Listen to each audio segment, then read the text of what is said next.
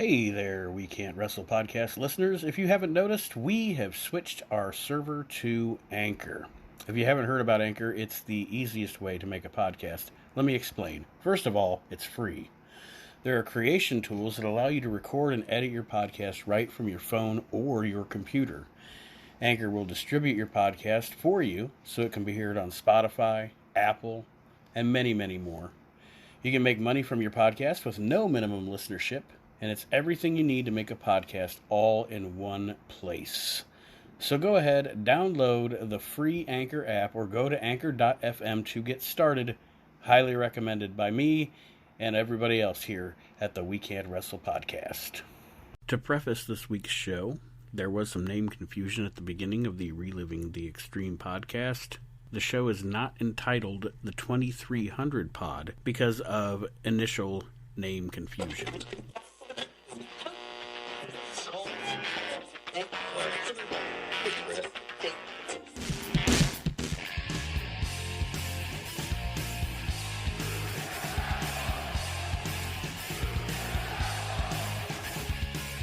You're listening to the We Can't Wrestle Podcast. Now it's time for our host, Kate Manson.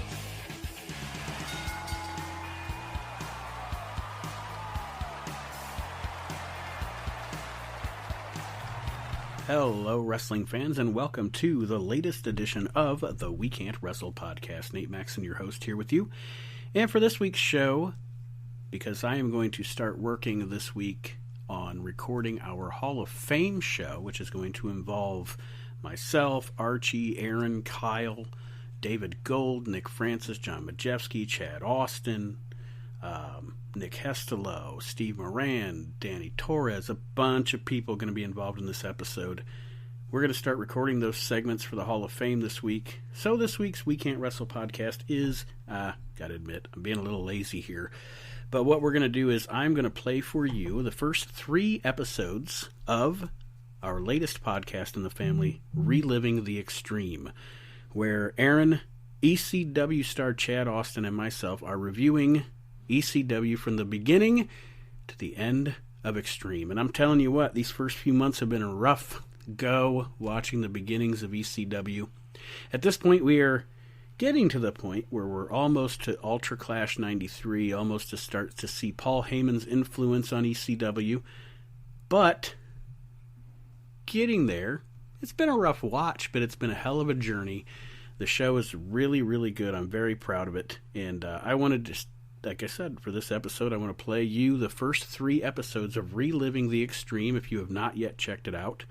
And if you like what you hear, you can always, like this show, download the show on any podcast app, Spotify, iTunes, anywhere you get your favorite podcast. Reliving The Extreme is available. So here we go. I'm going to play for you here this week on the We Can't Wrestle Podcast the first 3 episodes of Reliving The Extreme. Enjoy, wrestling fans.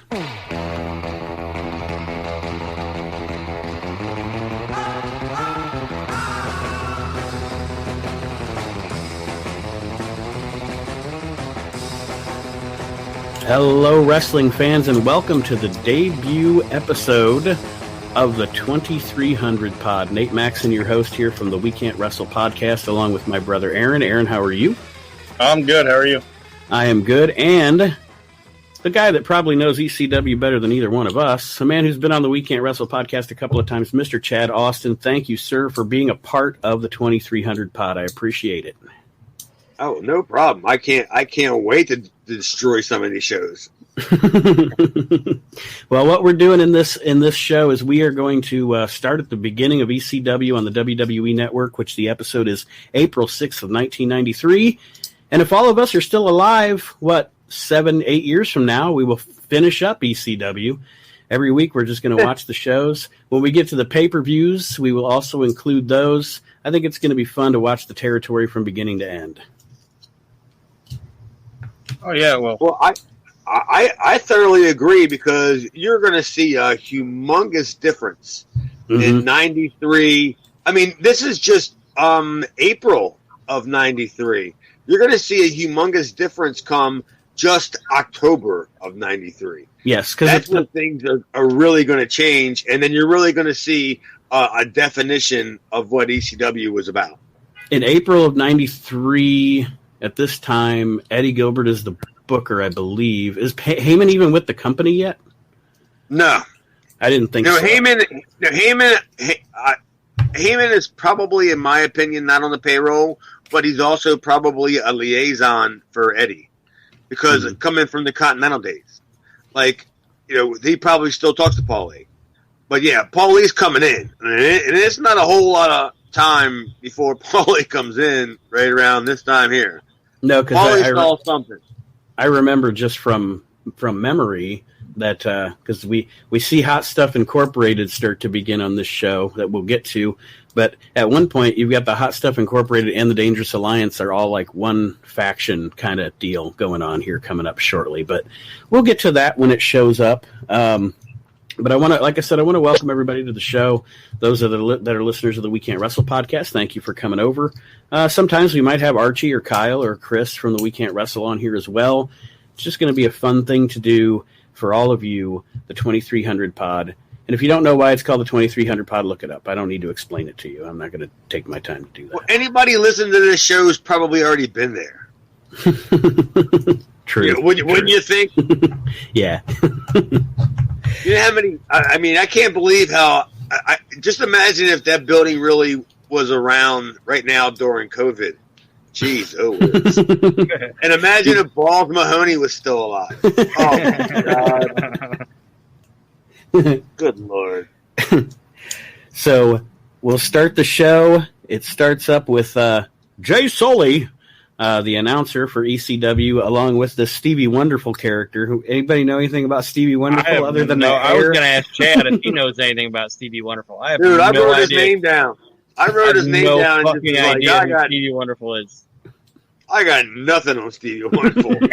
Like, I don't know if he was a worker. If I had my guess, and I just by looking at him, if I had my guess, I would assume he was probably a manager that probably didn't make it as a worker, and he could talk. I thought he was like Todd Gordon's like pool guy or something. Well, he could have easily been anything to Todd Gordon. Look, I don't know. Yeah, but Stevie Wonderful, I actually have a question mark right next to his name, and I was like, dude, I do too. Look, like Stevie Wonderful question mark. That guy. I got him in the same sentence. I got him in the same comment as Belomo, Nikolai, and Stevie Wonderful. That shows me what kind of class this guy is. He's esteemed in. And I'll say this about Jay Sully, like he seemed like he's an alright guy or whatever, but why? Like every sentence the guy has sounds like a question. I don't have any information on Jay Sully. Terry Funk joining us on commentary. Every time he talks, it sounds like a question. Jay Sully, I don't know, because I guess he did TV, and TV was always post-produced. Mm-hmm. So that's probably why I never had. At that time, I would have never had an interaction with him anyway, because I was there towards the end of him, but I just never saw him. Like I don't know who the fuck. I don't know who the hell he was. What's that? Like in the 6-pack Sully days, they started calling him 6-pack Sully or whatever. You can tell me whatever you want to tell me about him. I have no idea where he came from. Like, it's every time the guy talks, it sounds like he's asking a question. Well, the way I looked at it is Eddie Gilbert's taking this guy's money. He's getting a payday. He's running a company on a shoestring budget, and look at all the talent that he's bringing in. It's all guys that are already there. He's not spending a ton of money. Right. Terry Funk's probably the highest paid. Jimmy Snuka, he was probably lost and just showed up there.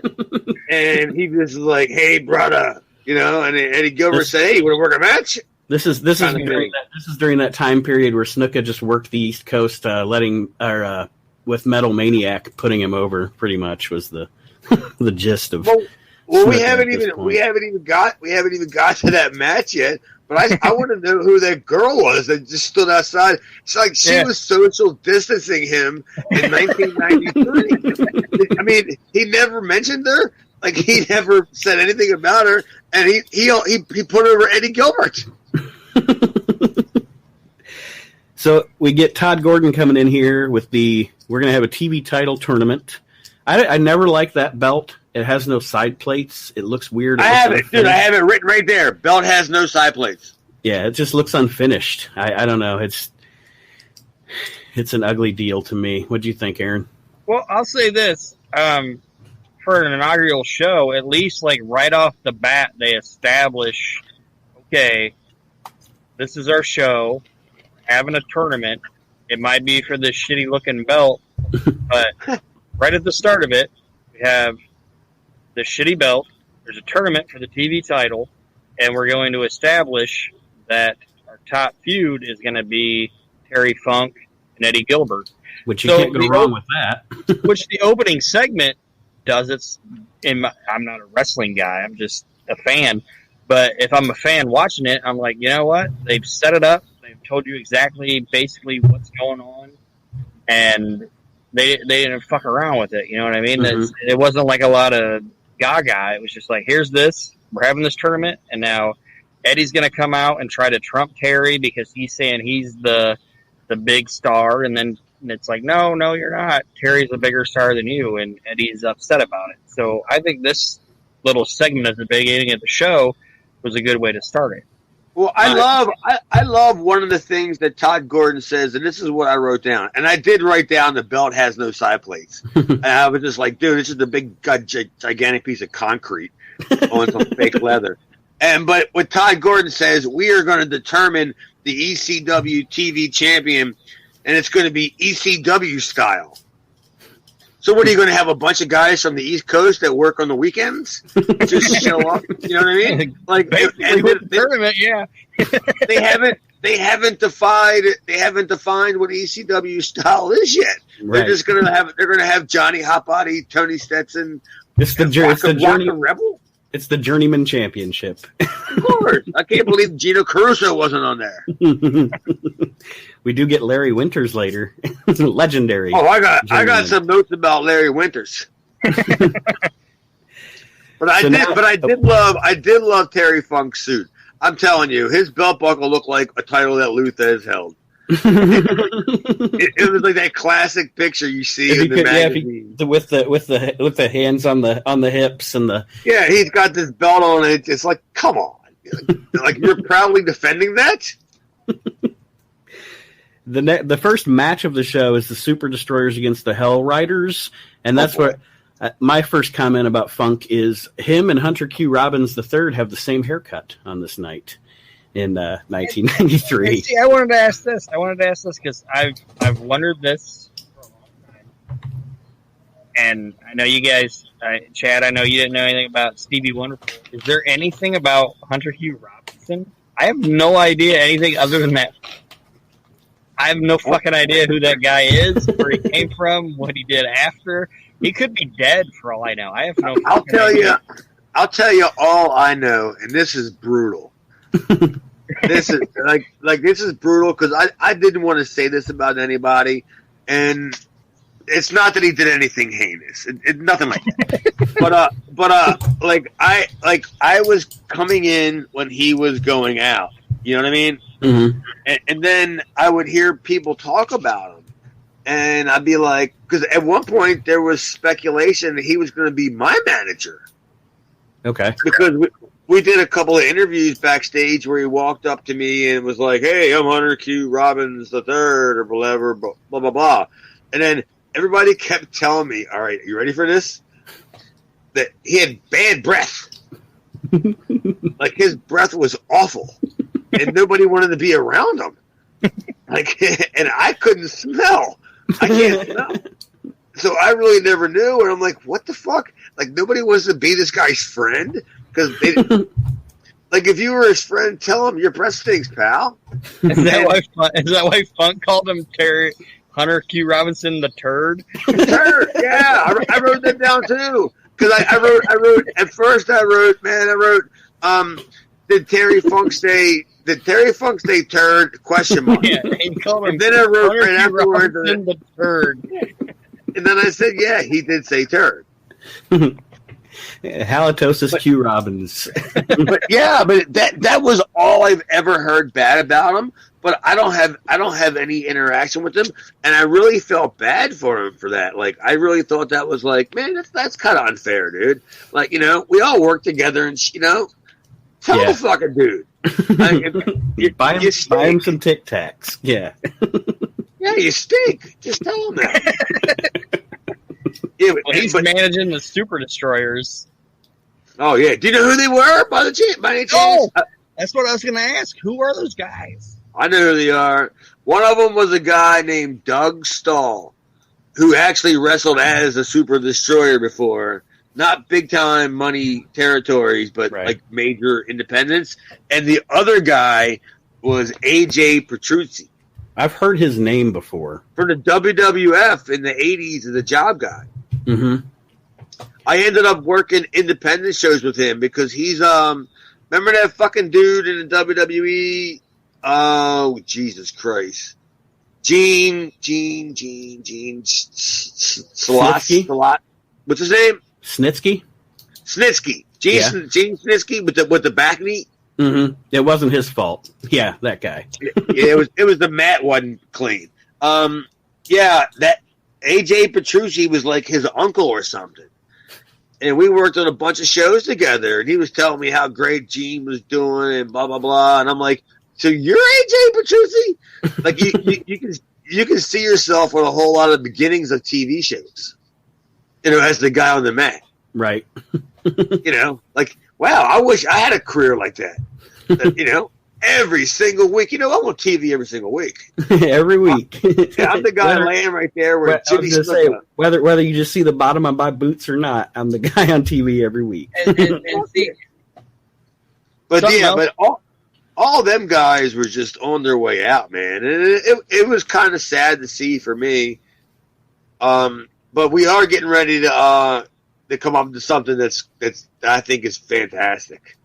But let me ask, and I'm a novice, obviously, with wrestling. I'm not a worker or anything like that. But when I watched this Super Destroyers Hellraisers match or Hellriders match, I might be wrong, but I thought the fucking ring looked really small.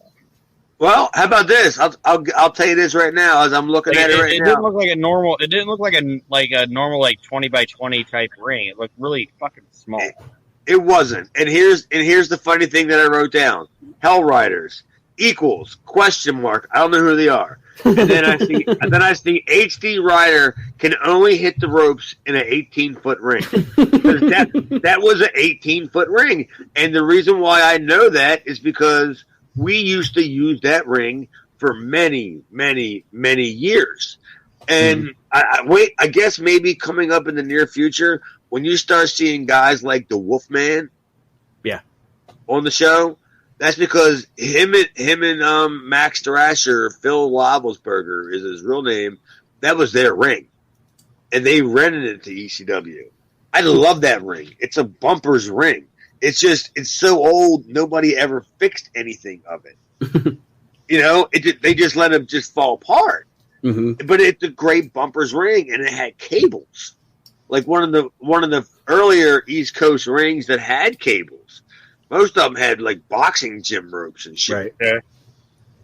But yeah, that was a good ring. But yeah, when I saw that HD Rider guy hit the ropes and he did the 1-2 turnaround step, I knew he'd only been trained in a small ring. So that begs me a question to ask, because Aaron said us not being workers and you being, when you say bumpers ring, is that because it's more, it has more give? Is that what you're saying? Like it has more give when you take the bump, or it's got a more forgiving give. Okay. You can bump pretty much anywhere in it. You ain't got to bump in the middle every single time to get a good bump. And the ropes, to me, I like cable, but I also like the sponge around the cable. You wrap it with the sponge and then you tape it up because you can really hit them hard. And I like that. I mean, you probably you watch them old WWE openings of the shows where the guy gets thrown into them ropes, and they go way deep into the ropes. Mm-hmm.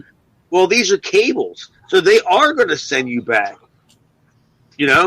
right back to the middle of the ring. So yeah, I like that because with the rope, you can almost kind of go like, nah, I don't think I'm going back. Come get me here, man. Up next, a video about the Sandman. And it's a bunch of his Memphis shit. Yeah, it was about. I have that written down. A lot of Memphis footage here. Well, that's pretty much the best of the Sandman. I mean, the best of that Sandman. Right. Which actually, in the video, it actually shows Hack as being pretty goddamn decent in the ring. Like he's doing moves and shit. Like I'm a knob. I keep saying novice or whatever, but like I didn't know that. Shouldn't say I didn't know, but like Hack actually was a wrestler per se. Like he's working with Lawler, and I think I saw Jeff Gaylord in the video and shit. I didn't know that Sandman was. Well, who was the ring general in the match with Jeff Gaylord? Man. Like I haven't worked. I can understand you telling me about Jerry Lawler. Yeah, Jerry Lawler can drag a good match out of fucking anyone. Yeah. But you said, with Jeff Gaylord. Hey, he's in there with fucking Gaylord. I saw Gaylord in the fucking video. I'm just saying, like, this video, it looks to me like basically they just put Hack's like audition tape on the. Of course they did. No, right? Like this company's only had 4 shows. I mean, I'm guessing. And he's the champ. Like Sandman's the champ. Well, don't worry, because Tommy Cairo is undefeated. I mean, they mention that a lot. Oh yeah, and you're like, seriously, he had to have lost in something, anything. Like he's undefeated. Like that's his gimmick name. Yeah, but the Sandman thing. As soon as I saw the first glimpse of Sandman, I said they're using the Memphis promo with the star in the back and everything, and I'm like. And the rib is this dude's got to carry this surfboard around with him, like every night. Like, I never thought about like every time I like. What do I want to say? Like when I think of like Sandman, I don't think of like the Mid-South Coliseum. But here I am watching a fucking video where he's working the Mid-South Coliseum. I don't think of Sandman in the Mid-South Coliseum like those. No. I mean, unless he was in my mind, you found him there. Like, unless he showed up there and you just found him laying there somewhere. And then there's another piece of trivia. Yes, ladies and gentlemen, Dave Brown has been on ECW in the background of this video. Yeah, I mean, Sandman, like that was at a time, man. Honestly, like people like Sandman, Taz was there, Sabu was there. Van Dam was there. Mm-hmm. I'm sure there was many more guys that came from out of that same, cut out of that same cloth from, the ECW guys. I'm sure there was. But the deal was, Axel was there, Ian was there. Like, they only lasted, you can get, maybe 2 months out of it. Mm-hmm. You do a month of beating up the fucking job guys. I'm sorry, you can't say job guys anymore. The enhancement talent, and then you do a loop with the stars. And if you're not going over, then you're losing every night. And then afterwards, you get the hotel room. That's why I used to like to unplug my phone in my hotel room when I was working in Memphis, because that way they couldn't call and fire me. Avoidance. Yeah, because they would call me, and they would call you at 10 o'clock in the morning, and because they knew you were going out and get fucked up. And I was like, I'm not answering the fucking phone. I'm unplugging this bitch. And then I would call whoever the guy working in the office was. They'd be like, hey, what's the dates? Well, he only got one date for you in December. And I'm like, well, it's October. Like, what do you want me to do? Yeah, that's the way it works, man. But yeah, Sandman was there. He had his run. Like everybody gets a run with Lawler. Sandman got his run with Lawler, and apparently he didn't leave a bad taste in Lawler's mouth because he worked with him again, I believe, in ECW later on. Yeah. So, but what about the Cosmic Commander? Ah, yes, I have on my notes. Cosmic Commander, dollar store Grand Wizard. I wrote, got the TV tournament with Tommy Cairo versus Sal Balomo with the Cosmic Cookie. Cosmic Cookie. Was that guy? Was that sign guy Dudley in that getup? It looked like him to me.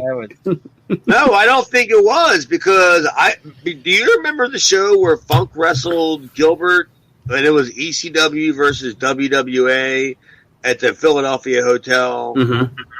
Well, that's where I met the Cosmic Commander, and I just thought he was just some fucking goofy dude. But then he had like a big stupid. In this thing, he had like a big stupid fucking like turban and like fish head glasses. He was the Grand Wizard. Is what he was. Because he was trying to be the Grand Wizard, but I mean, when I met him, he wasn't a bad dude. I got to tell you, he wasn't a bad dude. Mm-hmm. But I was just going like, you're the Grand Wizard, you know? Like, and where the fuck did you buy that fucking thing at on your head? Because I want one. Did they have Spirit Halloween back then? like a Make-A-Wish kid. I don't understand why he really didn't go even a little bit further. Mm-hmm. You know, like why didn't probably Paul bring his him stupid hat and dumb glasses? Well, I mean, I don't know. Never mind. But during the Cairo Balomo match, did you see how he said it's presented in its original form due to like whatever? So it had a couple of tracking issues. Like they're really bailing out on that. Like for now on, every time I send somebody a tape or a DVD, I gotta send a disclaimer. Like, sorry, presented in the most original form. Yeah, I got it. It's like 5th generation. It's been passed around since 1983, and you expect me to send you some like I'm gonna air this quality? It's not my fault they don't fucking keep their shit. And see, like with this match, I'll say this: like if we're gonna get into the match, like Tommy Cairo, I actually really like Tommy Cairo.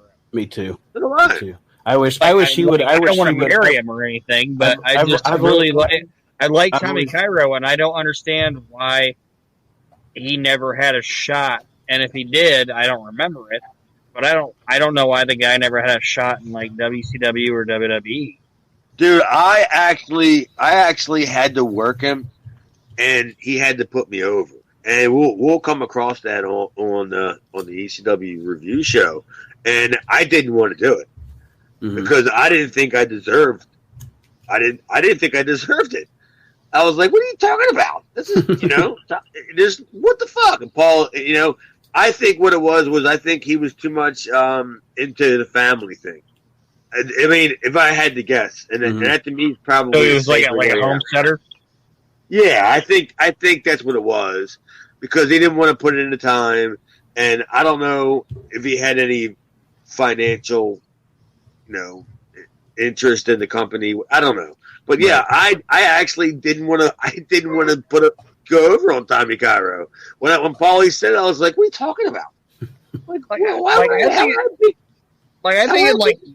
I think in like a 94, 95, Tommy Cairo, he might have not been like the WWF like Intercontinental Champion or something, but he could have been a good like worker in the company. Yeah, put him on the road. Yeah, you know what I mean. Like give him a small downside, and then throw him on the road so we can make some extra money. He's a good hand. That's what you call him, right? Yeah. And in this match, like, why did they feel the need to protect fucking Sal Balomo and have him get counted out? I don't understand that. I thought it was funny the whole match that Terry Funk called him Salvador Balomo. The whole match, he's Salvador Balomo. I don't know. For some reason, somebody there, I don't know if Todd and Sal had some vested interest in Sal's whatever. Like he was like the guy. Who's the guy like from Pinocchio that made Pinocchio? Geppetto? Yeah, he was like Geppetto because like he like made all these like wood carvings and shit out of his garage and stuff. Well, they have that. There's an episode of WWF Tuesday Night Titans where he makes that boat or whatever. Like well then they're not lying then. No, it's actually throughout the whole episode. He's just sitting at a table making a boat. It's ridiculous. Yeah, he made all Bolomo making the little fucking boat out of the WWF magazine. Yeah.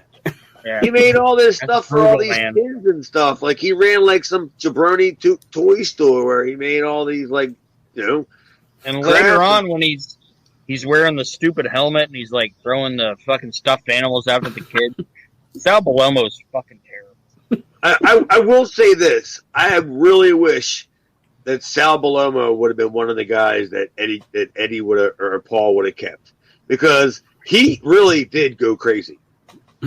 Like when Bob Backlund went crazy, like Sal Bolomo was. I was right there with him. Yeah, them two they were in the same car.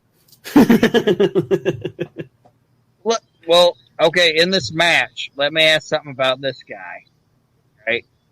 And this is a guy that I used to read about in like PWI and everything, and Nate knows because Nate's older than me and he's my brother, and he knows that I had a little bit of interest in this guy, and I wanted to know if Chad knew anything about him. Wrestler gets involved in this match. Is there any stories on Johnny Hotmod? Oh well, yeah, you can. Well, we're going to cover that one shortly. I can tell you that. He gets involved in this Tommy Cairo Sal Bolomo clusterfuck. He gets involved in it. That didn't last too long, because once we get to him wrestling me, that's the last you're going to see of Johnny Hotbody. and it's not my fault. I had nothing to do with it. Like I did this spot to him where I was a job guy. I mean, I'm sorry, I was talent enhancement. God damn. Give myself some fucking credit over here. But I had this spot where I did the flip off the top rope, like to the floor. Mm-hmm. You know, the dive. Just a big fucking dive. And I got up on the top rope, and wait till we get to the episode and you see my hand where I'm kind of like massaging the ring post, because you can just tell I'm not comfortable because of how far down it is. Because the ring apron was like way higher than everybody else's ring apron. And I wiped him out with the dive. I crushed him. Like, I just wiped him out because we didn't have pads. I just did the whole entire flip off the top rope, and it was way more than 15 feet. It would have had to have been. It would have had to have been closer to probably 17, 18 feet with apron and everything else, and how big it was brutal. And I crushed him. And I felt so bad, but he was okay. And then he kind of pushed me in the ring, and he gave me the stump buster thing where you sit on your head and pull your leg up. Mm-hmm. Well, Paul liked my dive so much that he cut the finish out and pretended like Johnny Hotbody was knocked out. And I was just like, "Oh boy, I'm going to get heat. I'm going to get heat for this." But we'll get to that one. Because I did have to work him again. And he probably wasn't too pleased. Ew, that's an L. So but you know what we got coming up next? We got Johnny Hotbody, or not Johnny Hotbody. We got Rockin' Rebel next. Rockin' Rebel. I'm not going to try to interrupt anybody. But I'm going to say this, and I know that it's probably not most popular thing to say because of the way shit ended with him or whatever, but in my opinion, taking away everything from the end of it, fucking Rockin' Rebel, in my opinion, was a great fucking heel woman. I love fucking Rockin' Rebel. And I don't know why that guy, and I know I said it with like a couple other people, like with like Tommy Cairo, but seriously, I'm saying with like Rockin' Rebel, I think that guy should have been a bigger deal than what he was. What, in ECW or in the business? In the business. And ECW in general, but just in the like No. I don't know. No. No, but go ahead. Tell me why you think he should have been. I just think he had a good build, and he had a great. I don't want to say great, but he had a good delivery, and in my opinion, as a fan, he performed well in the ring. I just think I enjoy watching Rock and Rebel in the ring, and I enjoy watching his promos. Well, I'll say this, and was, and always will be a good friend of Chuck, on whatever the circumstances are. I inducted him to a Hall of Fame, and I had to write the fucking material for him, and believe me, I buried him. Yeah. And this is while he was still alive. If Chuck was as good in the ring as he was pissing people off, he probably would have gotten the job. But he just insisted on just being a dick. Well, that's what I'm asking. Like, is that the reason why he didn't get more advanced in his career? Like, was he like I don't understand.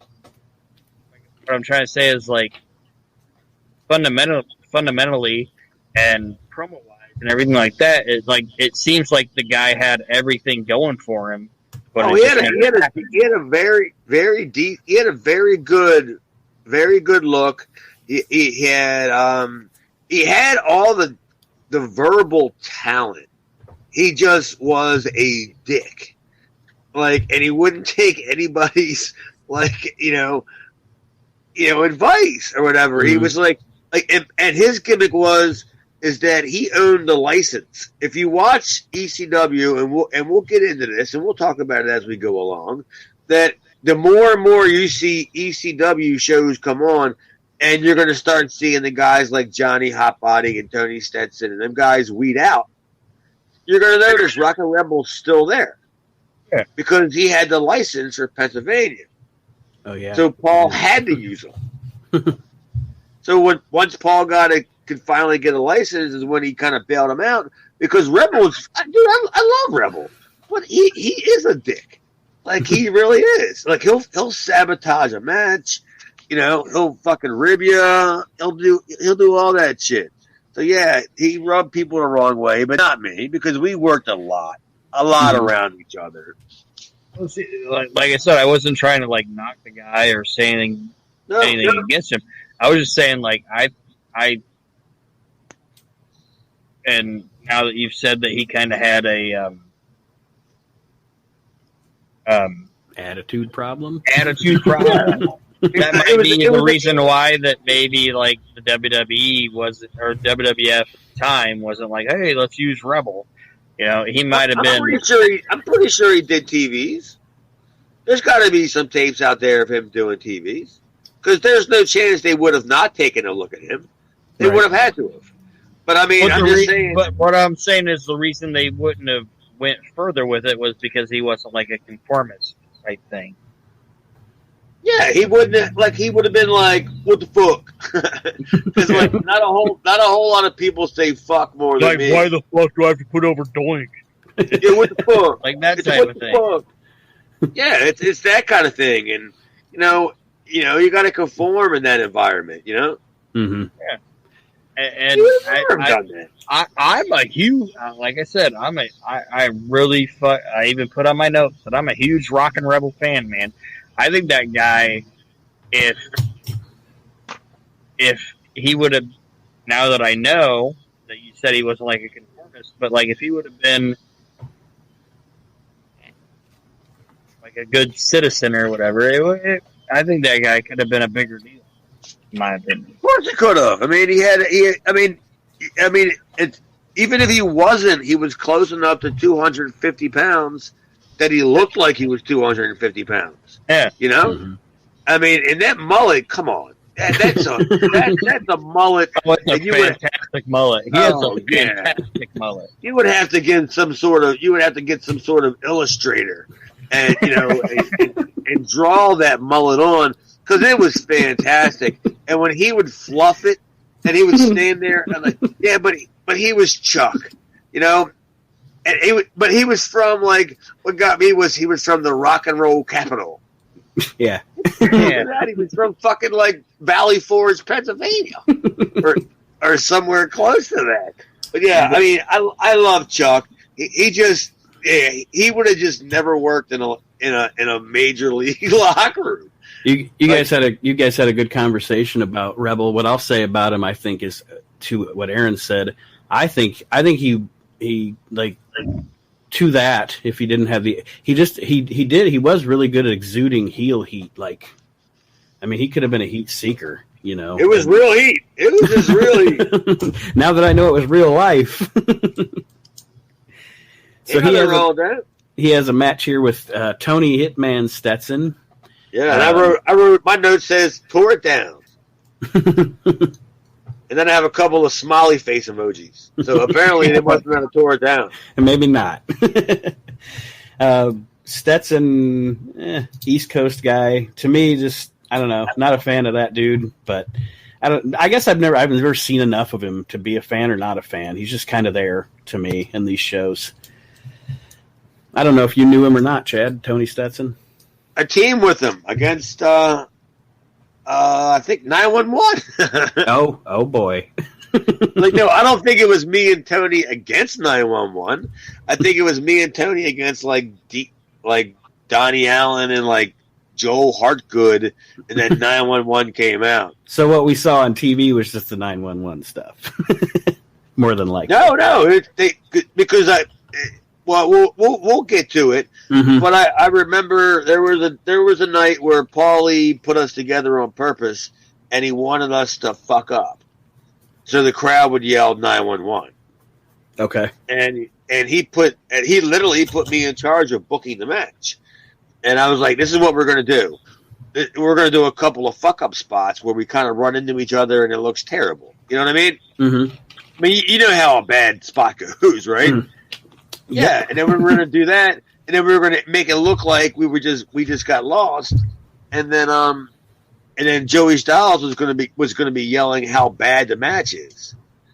And then the crowd would just start yelling 911. You know? And then, like, literally, I couldn't have been so happier because Paul was like, Chad, I want you to book this, you know. And Tony was around longer than me. Right. Donnie was around probably just as long as me. It probably worked as more than me. And I don't even know the other guy, honestly. I don't remember who it was. But you know what I mean? Like, that was the way it was. But wait till we get to that and you watch it. Because we did just enough. Like, we didn't make it look like independent wrestling fake. Right. You know what I mean? Yeah. So now we have the Superfly, Jimmy Snuka. Oh, yeah. And I'm sure we'll get to it. The last time you were on the show, or not the last time, maybe the second to last time you were on the show, you told us your story about your situation with Snuka. Last time you were on We Can't Wrestle. So we'll save that story for the 2300 pod listeners for when we get to that. But Superfly here, being a heel, and I know for me, being a guy that was born in 78, I became a fan around 83 when I was 5. To me, in my brain, before I got older and started watching older stuff, Snuka was always the babyface Jimmy Snuka. So seeing him as a heel in ECW was kind of weird for me back then. You know, I hadn't experienced. I don't think he even knew he was a heel. Like you said, he probably didn't even know where he was at. No, he probably. I mean, do the math. When would him and Eddie Gilbert have? When would their paths have crossed? I don't. And what territory? Like never. I don't. Unless maybe late, like in the early '80s WWF, maybe when I have Eddie a match. Eddie and I have a were match there. from like 1990, late '91, early '92. It's a tag team match, and it's Eddie Gilbert and somebody against Jimmy Snuka and somebody, and the two somebodies are just local somebodies. Mm-hmm. And I don't believe they even got into the ring together, but that would be the only time that I can picture them, like, their paths crossing. Right. Because, you know, their territory that either one of them's been in, they would have been in there at the same time. like I said, the only I could think of, and I'd have to go back and look at time frames. Eddie was in the WWF or the WWF in the early '80s. He did that tag team with Hennig, but I don't know. Yeah, but he was well, yeah, you're right. But when he came in, was Snuka a heel or a babyface? I think he was. Or was still it right in the middle of the change? Yeah, I think he was still with. When he was with. Was he with Albano? I don't even remember now. I'd have to go back. Sorry, guys. What are you talking about? We're talking about Snuka and Eddie Gilbert. Honestly, I don't think that Eddie Gilbert had any interaction with Eddie Gilbert in that time period because I think they were going on two separate paths. Yeah, they had no interaction until fucking Eddie came out and said, "Hey, Jimmy's part of Hot Stuff Inc. now." Jesus Christ! I can't believe he didn't call me. If the first guy you're looking at is Jimmy Snuka, I mean. Who was coming out next? Jimmy Valiant? Well, let me ask. And I know I took myself out of the conversation here for a minute, but let me ask a question. Is that okay? Mm-hmm. Yeah. Either one of you. This is the inaugural ECW episode, and Chad, you could answer this better than either one of us. Who would you say is more important? Like if you're looking at it as at a wrestling standpoint, who's more important as a star? As okay, this is our show, this is what we're doing, this is who we got. Who's more important, Jimmy Snuka, or Terry Funk? Terry Funk. If that makes sense. I would have thrown Sal Balomo in there because you saw him as much as anybody else. I mean. The show closes with Balomo. It starts, yeah. I understand that, but I'm just saying, like, me. Okay, Sal. Well, I think.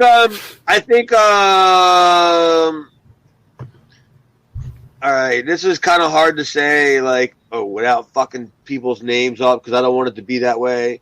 But I think Jimmy Snuka served his purpose by being there. Mm-hmm. I think that Gilbert and Todd got a good deal from Jimmy for various reasons, and I think that Terry Funk was their long-term go-to. Yeah, you know what I mean. Like if you're booking it, okay, it's like I have this group of guys, and now I have these two established stars.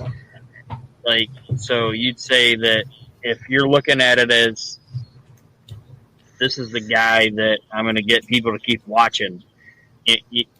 Does that make sense? Like, yeah. But you see how they're starting Funk out as an announcer.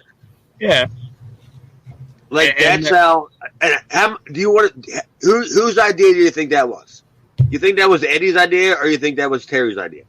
I think it was probably Terry's idea. Yes, it was Terry's idea. And as soon as Gilbert heard it, he said, "Abso-fucking-lutely. Mm-hmm. This is how we do it." You know, because they build like it's like. I mean, did you guys ever play with Legos? Did you never? Yeah, did you know how to build the gas station Lego set in a minute? No, it took you like a weekend. You're like, how the fuck do you build this fucking thing? Like, yeah, I was like, hey, how does the nozzle even fit? We're gonna have Funk and Gilbert have their problem, and then we're gonna build like Funk and Snuka is what I thought they were doing. And they might get there. I don't remember if they do or not. But yeah, I don't think Snuka was ever figured in like long term. Mm-hmm. I think he was just a name you throw on the poster. And you know what I mean? You know, because wait, you'll see Road Warrior Hawk. Wait till you see Road Warrior Hawk. Well, I would say, and as time goes on, Don Morocco, same boat. Yeah, and what are the? Well, I mean, if you want to run down the list, yeah, you see them all, but you know. They all none of them had long term. Mm-hmm. You know, they were just there. They were just names on the show because we have these other guys, and that was the good thing about the cleansing. Like when Paul took over, mm-hmm. like he knew how to move out. He knew how to move out certain talent and interchange it with newer talent because, like, dude, I mean, like, we're getting ready to talk about Well, I had a comment about some cameraman you just see creeping in the middle of Jimmy Snuka's interview. He just comes sneaking through. But then there's a Larry Winters match that's on, like, next. Yeah. Against Snuka. That was against Snuka? Okay. Yeah. Well, Larry Winters was there from the early days of the tri-state areas. You know? Like, you know, who like he was there from you probably never even heard of the NWL. NWL? No. Yeah. I mean, I remember seeing Larry Winters' name in PWI 500s, and then, of course, get to ECW, and I saw him on there. But yeah, other than that, I didn't know a whole lot about the dude. Well, there was a company in like New Jersey, Philadelphia area called NWL, and you remember Damian Kane? Is that name ring a bell? Damian Kane? Yeah, he ran the company. He was with Miss Alexandria. What's that? And his manager was at Miss Alexandria. I guess. I don't know. Yeah. And he had the bad crew. Yeah. Yeah, I don't know. Miss Alexandria, I don't know. Was she really Miss Alexandria? Was that like a beauty contest thing? Well, I think that was her. He had a valet or whatever. I think that's a girl, a gimmick. All right, I got you. Yeah. Yeah, okay. But he ran a company in like Jersey and like Philadelphia where he would bring in Brody and like Abdullah and the Sheik, and that's where Goodhart got his start. It's called the NWL. Okay. I think it's on YouTube. If not, it's called Scar Wars. Is the episode, and if you can't find it on YouTube, I have it. But that to me is like the fucking is the Flint from the whole entire East Coast. You know what I mean? The spark. Mm-hmm. Like, what the fuck? We're all bloodthirsty, and then you get Goodhart coming out there with the fucking Sheik and Abby. Like, these people are paying $20 to see these two fucking guys that are in their 50s, late 50s. Yeah, like, I was going to say pushing just 60. walk around the ring. Like, walk around the ring is all they're going to do. You know, it's like, what the fuck? But these people love that kind of shit, and that's the kind of shit these people love, so they're going to pay for it. So right. Eddie Gilbert figured out how to, like, look, some of these guys are halfway decent, some of these guys aren't. And then the deal with Eddie and Paul, I don't have any information about that. So you can't serve me enough Fireball to get me to talk about that shit, because I got nothing on I got nothing on that. And I don't even want to know, because my life could be in danger if I knew too much about that. But I thought, but after watching like the Snuka and the Winners match, I really thought that Stetson could have been a better character. Mm-hmm. I thought Larry Winters was a better worker, like as far as taking his bumps, but I thought Stetson could have worked out better if somebody would have came up with a character for him. Right. You know, moving on, but neither one of them. The only two moving on they did was they moved on from the arena back to their fucking houses. They didn't go anywhere else. But then I wrote, "Oh no." Right after that. Oh no? Yeah. Here comes Sal. Well, he's one of the stars. I mean, yeah. I mean, when you think about it, kind of the bookend. we got more Sal. Somebody wanted to push Sal Balomo at this point in time, and that must have been Eddie. No, I do that was Todd. Yeah, Todd was probably a Sal Balomo mark. Liked him when he was a kid and wanted to do something with him. Well, I think because Sal had his little toy shop in the same neighborhood that Todd had his jewelry store. Mm-hmm. So I think they never lost contact with each other.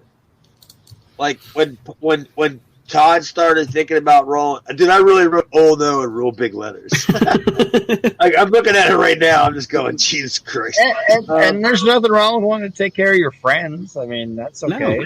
No. Of course. I mean, because, you think of the name.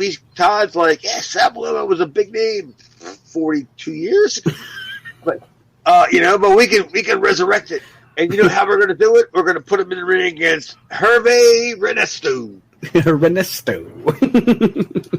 or actually, I underscored the guy's name that he beat up, because he's the guy that saves me from getting beat up by Stan Hansen.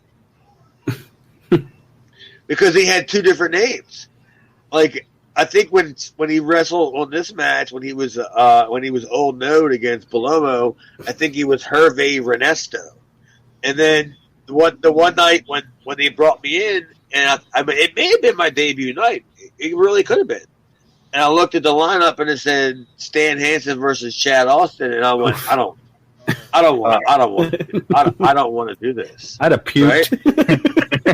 I probably damn well could have, because we'll get to this because it somehow winds up in the opening of the TV show. So I'm just glad it wasn't me.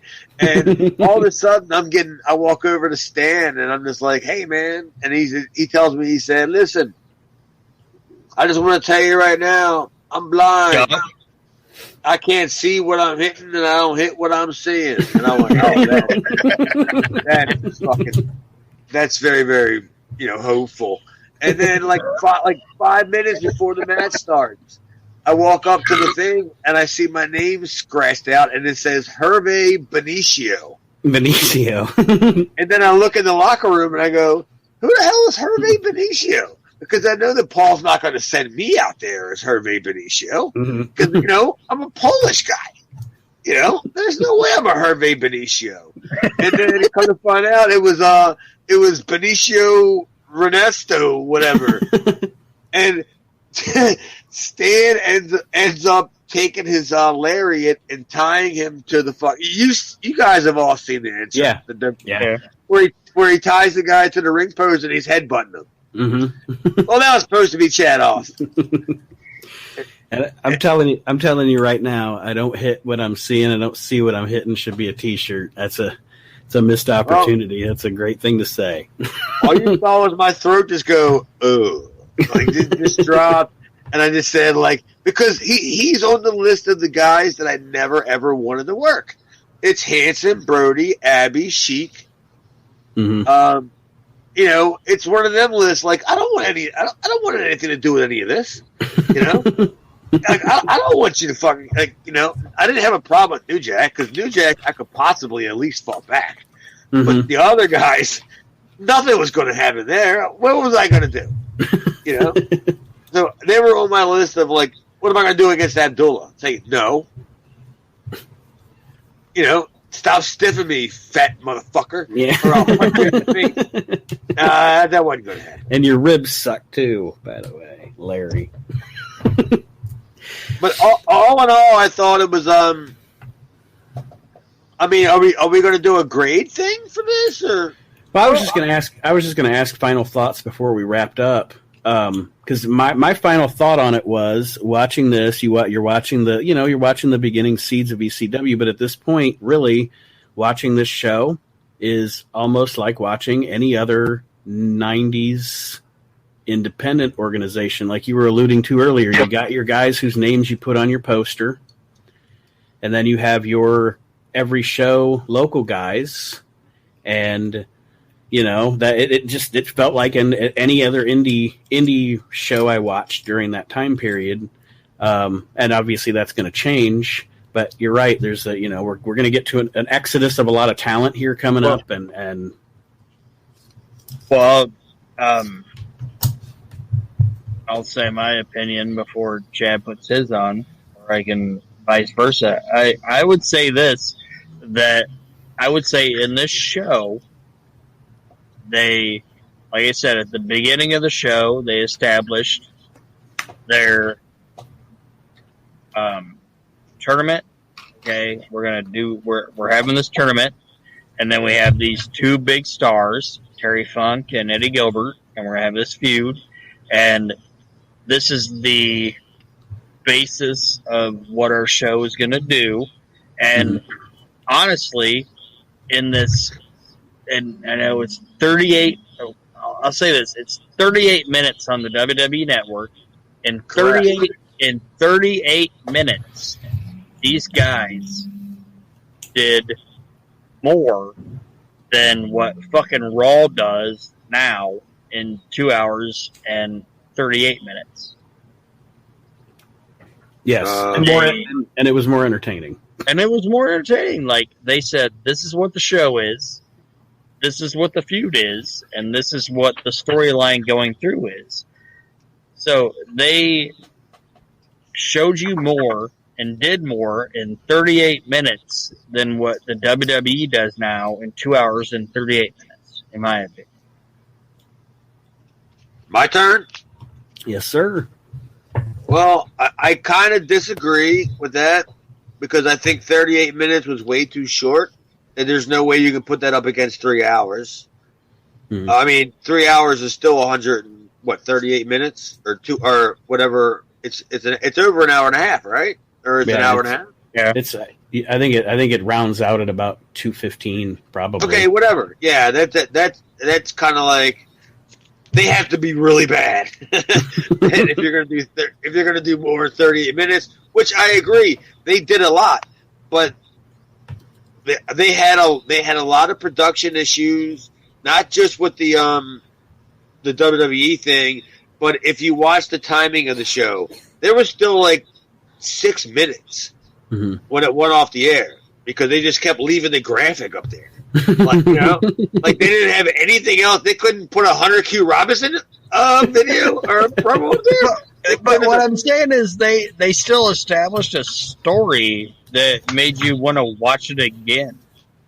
Well, establish a story is not what they did. They planted a seed for a story because it was their first. It was their first. I'll give you that. What's that? So I'll give you that, but I'm just saying, it made me want to watch it again. Because it's not like this show's been on for weeks and weeks and weeks, and everybody's going, well, I wonder what Gilbert's going to do here, you know? Because it was the first show. It's like, wow, they're going to plant the seed. Oh, Gilbert's going to make this fucking Hot Stuff and Hyatt. I think I'm in that Hot Stuff and Hyatt International. I just haven't got a phone call in a while. Oh, yeah, I forgot that he died like fucking 27 years ago. But yeah, you know what I mean? It's just they had, like, some of the timing issues weren't there, and that's going to come. That's not that's not really anything to really bitch about. That's going to happen. But yeah, you're going to start seeing all these guys getting like shipped away and all. But all in all, I would say it was a solid. I don't know. I mean, if we're doing 1 out of 10, I would do a 6.5. If I was doing stars, I would do 3 and I don't know, quarter. Mm-hmm. Is that fair? I mean, definitely. Sal Palomo was that extra quarter. Because I got to see him out there a couple times. You know, anytime you throw some guy that has no idea what the fuck he's. No, I'm not kidding. He has no idea what the fuck he has going on. When he shows up, he looks like that. He don't come with a suitcase. And then you wonder who's driving him. And then all of a sudden he has his match, and he just walks out back, and you don't see him anymore. And nobody goes. Actually, I think one time Hack said, "Anybody seen Sal?" And everybody was like, "No." And then somebody made a comment about him like leaving on one of his toy fucking wooden like cars or whatever. and if I'm not mistaken, that was probably the last time that I've ever seen him. But yeah, I mean, he rode off into the sunset in his wooden car. That's fantastic. ECW, it's going to get better, and we're clearly going to see it as we go on because we've all seen the stuff already, and we know what they're capable of. Mm-hmm. But yeah, like Eddie had nothing to work with. I mean, you know, right? Like, what if somebody says, "Okay, we have I don't know, just say $5,000 budget." You know, you got to pay maybe $2 to the fucking building. Mm-hmm. Or, I mean, I don't know. I have no idea. And how much, what do you think Terry Funk's coming in? Yeah, he's not working for Cheetos, that's for sure. Yeah, he's not passing through on his way to, I just figure I'd stop by, and if you have any work for me. This is the guy that quit working for Vince McMahon by leaving him a note that his horse was sick. So he's not... Well, that's like in that documentary, the Hardcore Homecoming or whatever. The documentary, he's basically told Ty Gordon, he's like, "Hey, what if you want me to come up here? It's gonna bankrupt your company." Yeah, I mean, because I'm sure Terry was going to be on a salary. Yeah. I'm sure Terry wasn't going to be on a because if you're going to get honestly, I mean, this is my opinion and my opinion only. If you're going to get Terry and Funk invested in your company and you want him involved in long-term plans, you have to book him on a salary. That way you can book him whenever you need to have him. Right. You know, you don't let him book from some, don't let him get booked from some fucking, I don't know, outlaw, company, where it fucks up the date where you get, you go, I can't make it. Well, fuck you. I'm paying you X amount of, and it's probably $1,000+ dollars a week. That I want you to be exclusive because we'll see it as we come along. Terry Funk did a lot of exclusive shit for ECW, right. Yeah. Where I'm sure because Eddie Gilbert loved him. And I'm sure you're going to see him start coming up more and more and doing promo stuff. But I thought it was a decent show, especially for a first show on an independent jabroni network like Philadelphia. I don't know what it's called, Sports something or other. Sports Time, Ohio, or wherever. Yeah. Well, that is it. We are done with the first episode of the 2300 Pod, and I think it went really well, guys. Thank you for joining me. Thank you all for joining us. And you're welcome. We look forward to many, many, many, many, many more episodes of ECW. Chad, thank you for being here, and I'm excited to get this show started. Well, I can't wait to be on the show next week because I really had a great time going back and watching it on the network, the old episode, and seeing little things that I didn't recognize the first time that I watched it. And I can't wait to move forward to when we get to the shows that I was at. Yes. And I could have a little more insight. But yeah, this has been a fantastic journey, and I really can't wait to move on. All right, thank you everybody for joining us, and it's going to be April 13th, 1993 next week on the second edition. Thank you for joining us once again on the 2300 Pod, and we will see you next week.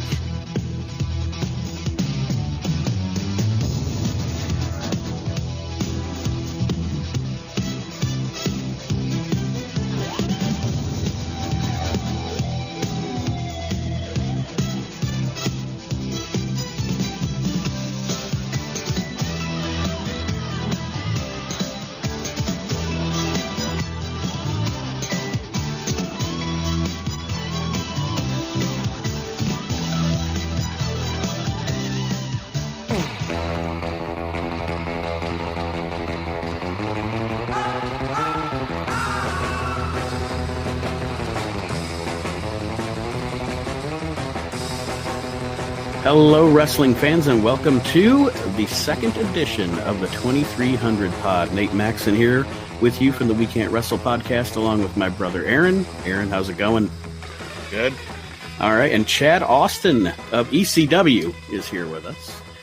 As we chronicle the history of ECW. We did the episode last week from April 6th of 1993.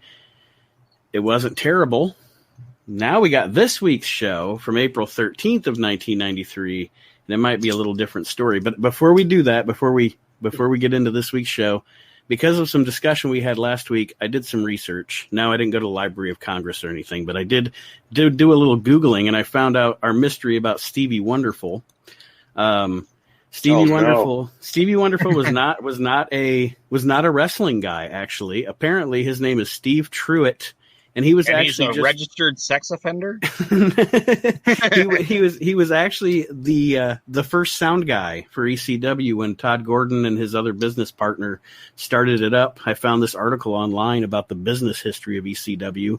So there you go. There's the answer. Stevie Wonderful was the sound guy. Where would you rate him then, as far as how his work was compared to who else was on the show? Because we thought he was a worker, right? Right, and I thought about that too. Like, actually, for a guy that was just moonlighting as an announcer, now not too shabby, really, for an indie announcer.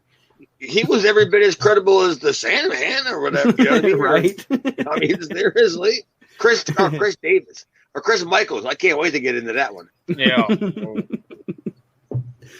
So, for those of you that want to pause the show and go find this show on the WWE Network or YouTube or wherever you watch it. If you want to watch it first, it's April 13th, 1993. And Aaron, I'll let you start us off with the intro here? Well, I put the awkward Jay Sully and the great unknown Stevie Wonderful open the show, but now he's not great or unwonderful or unknown. But they open the show, and it's kind of a clunky little opening, and Jay Sully seems confused like he always does, and Stevie Wonderful just does his thing, and then Hot Stuff Eddie Gilbert comes out, and Stevie Wonderful declares him the king of the Texas Death Match. And Stevie Wonderful's the authority to make a proclamation like this, right, Yes. guys? I had written down that I said Gilbert is not at his best here. Like, everything to me just seemed like it was just so rushed. Like he was in a hurry to get this and Sully thing over.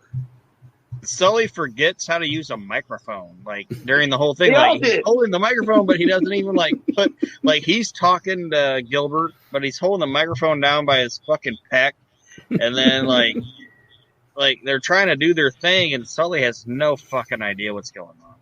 This fucking opening segment's a fucking train wreck.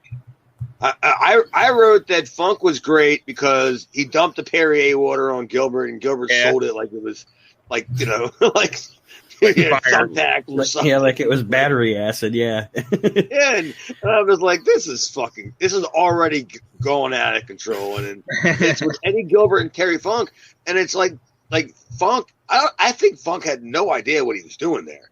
Honestly, like he just the whole entire show. We'll get into it as we talk about the show, but he just seems like he had no idea. Yeah, he's just there for the ride, man. Yeah. And I did. I don't know if you guys disagree, but I did like the little needling heel of Eddie saying "my people." I did like that. Yeah, like Eddie and Terry did a great job, but just fucking Sully, he didn't hold the mic where he needed to hold it, and it came off as just a clusterfuck, in my opinion. Yeah, there was all kinds of not good with that, like and it's with fucking Gilbert, so you don't have any idea, like And like I said, I think Gilbert just rushed everything. Like, he had to make it quick kind of thing. Right. We've got 4 minutes for TV. And we got to get this over real quick. We got to do this angle. Yeah, I got you. So that was Funk. That was Funk being brought in as the real special co-host. All right. So then we moved on to Johnny Hotbody versus Glenn Osborne. And if I'm not mistaken, that was a tournament match for the TV title, right? It was, and I think Johnny Hotbody weighs 300 pounds, counting his ego. Right. I've used it. And is there any like I might be wrong, but it's like Johnny Hotbody. When I look at him, is there any more of like an East Coast indie '90s guy than Johnny Hotbody? Yeah, keep watching the rest of the show. they're all the same guy. I mean, like literally, I'm watching the show going. He just exudes that to me. Like he just, yeah. I wrote down that this had to be the first match of the TV taping that night because this was every first match at an indie show I've ever seen.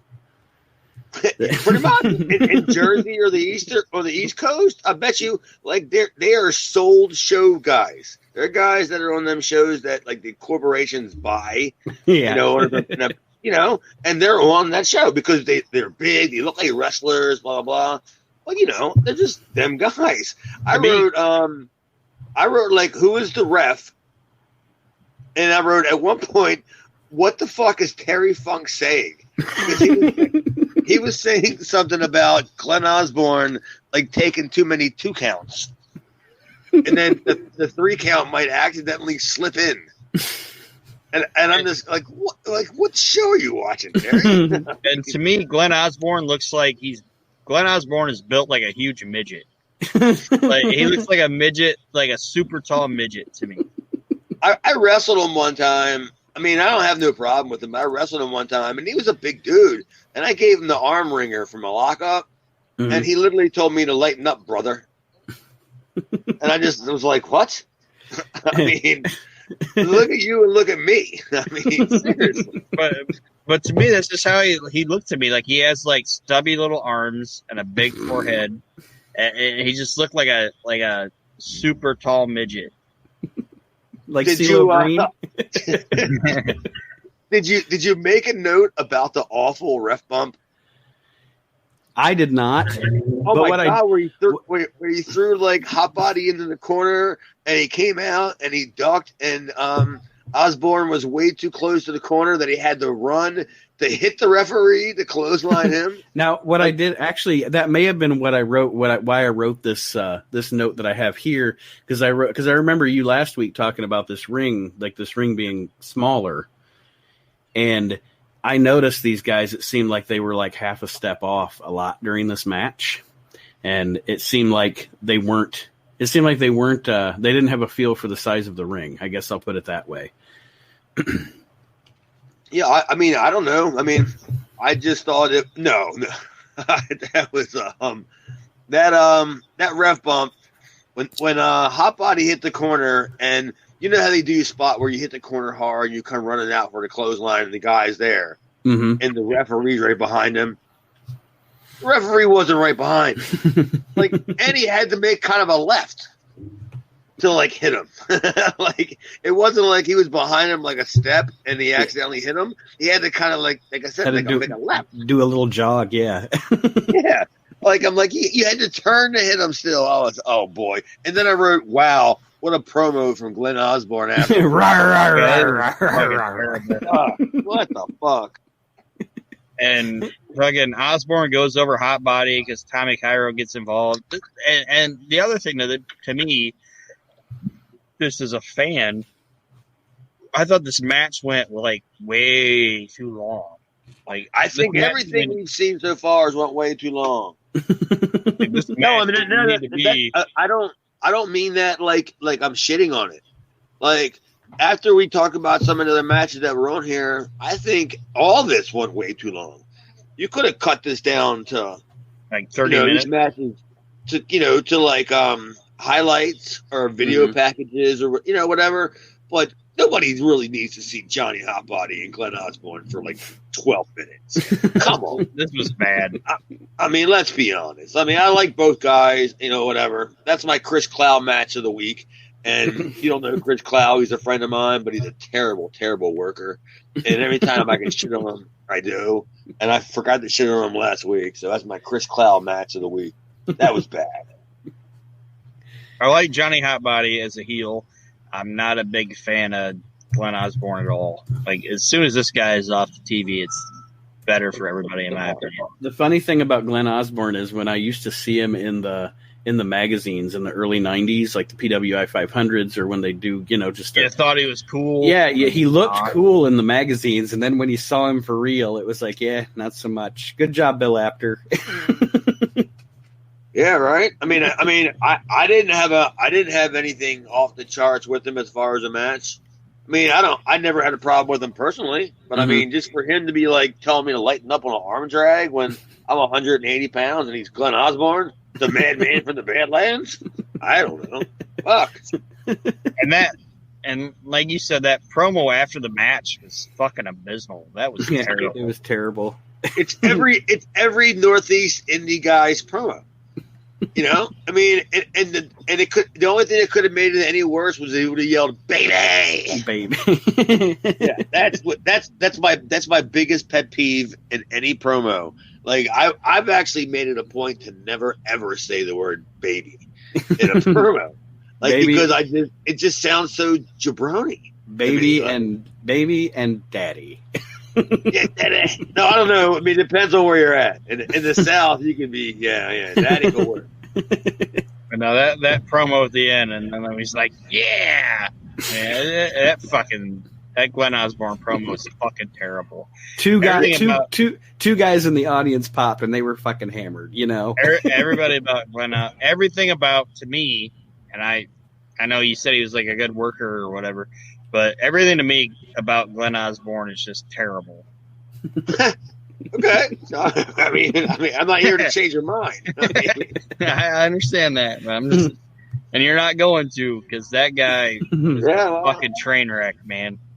Well, now we like get I to said, I only worked him once. I mean, I didn't have I've been in the locker room with him, tons of times, and talked to him, but I just never had to work him but one time, and I was just like, that wasn't the greatest experience I've ever had. It's like T-Rex arms, and a giant baby head. Not everybody has good chemistry together. You know what I mean? It's not his fault. No, it's not my fault. Now we get to the moment that you alluded to when we started the show, Chad, the Chris Michaels match. Oh yeah. All right, we got Larry Winters and the Tony the Hitman Stetson versus the Samoan Warrior and Chris Michaels. And apparently, Larry Winters and Tony Stetson are the number one contenders. Oh yeah. And the Samoan Warrior and Chris Michaels don't even get a fucking introduction on TV. They're just out there. And the Samoan Warrior looks like he just showed up and they put some underwear on him and told him to go out and do his best. I have a feeling that we've used him before in Maryland. Samoan Warrior? Yeah. Okay. I think he's has some lineage. I mean, apparently Alpha and Sika were the Adam and Eve of the Samoan family because everybody gets traced back. Every single Samoan gets traced back to Alpha and Sika.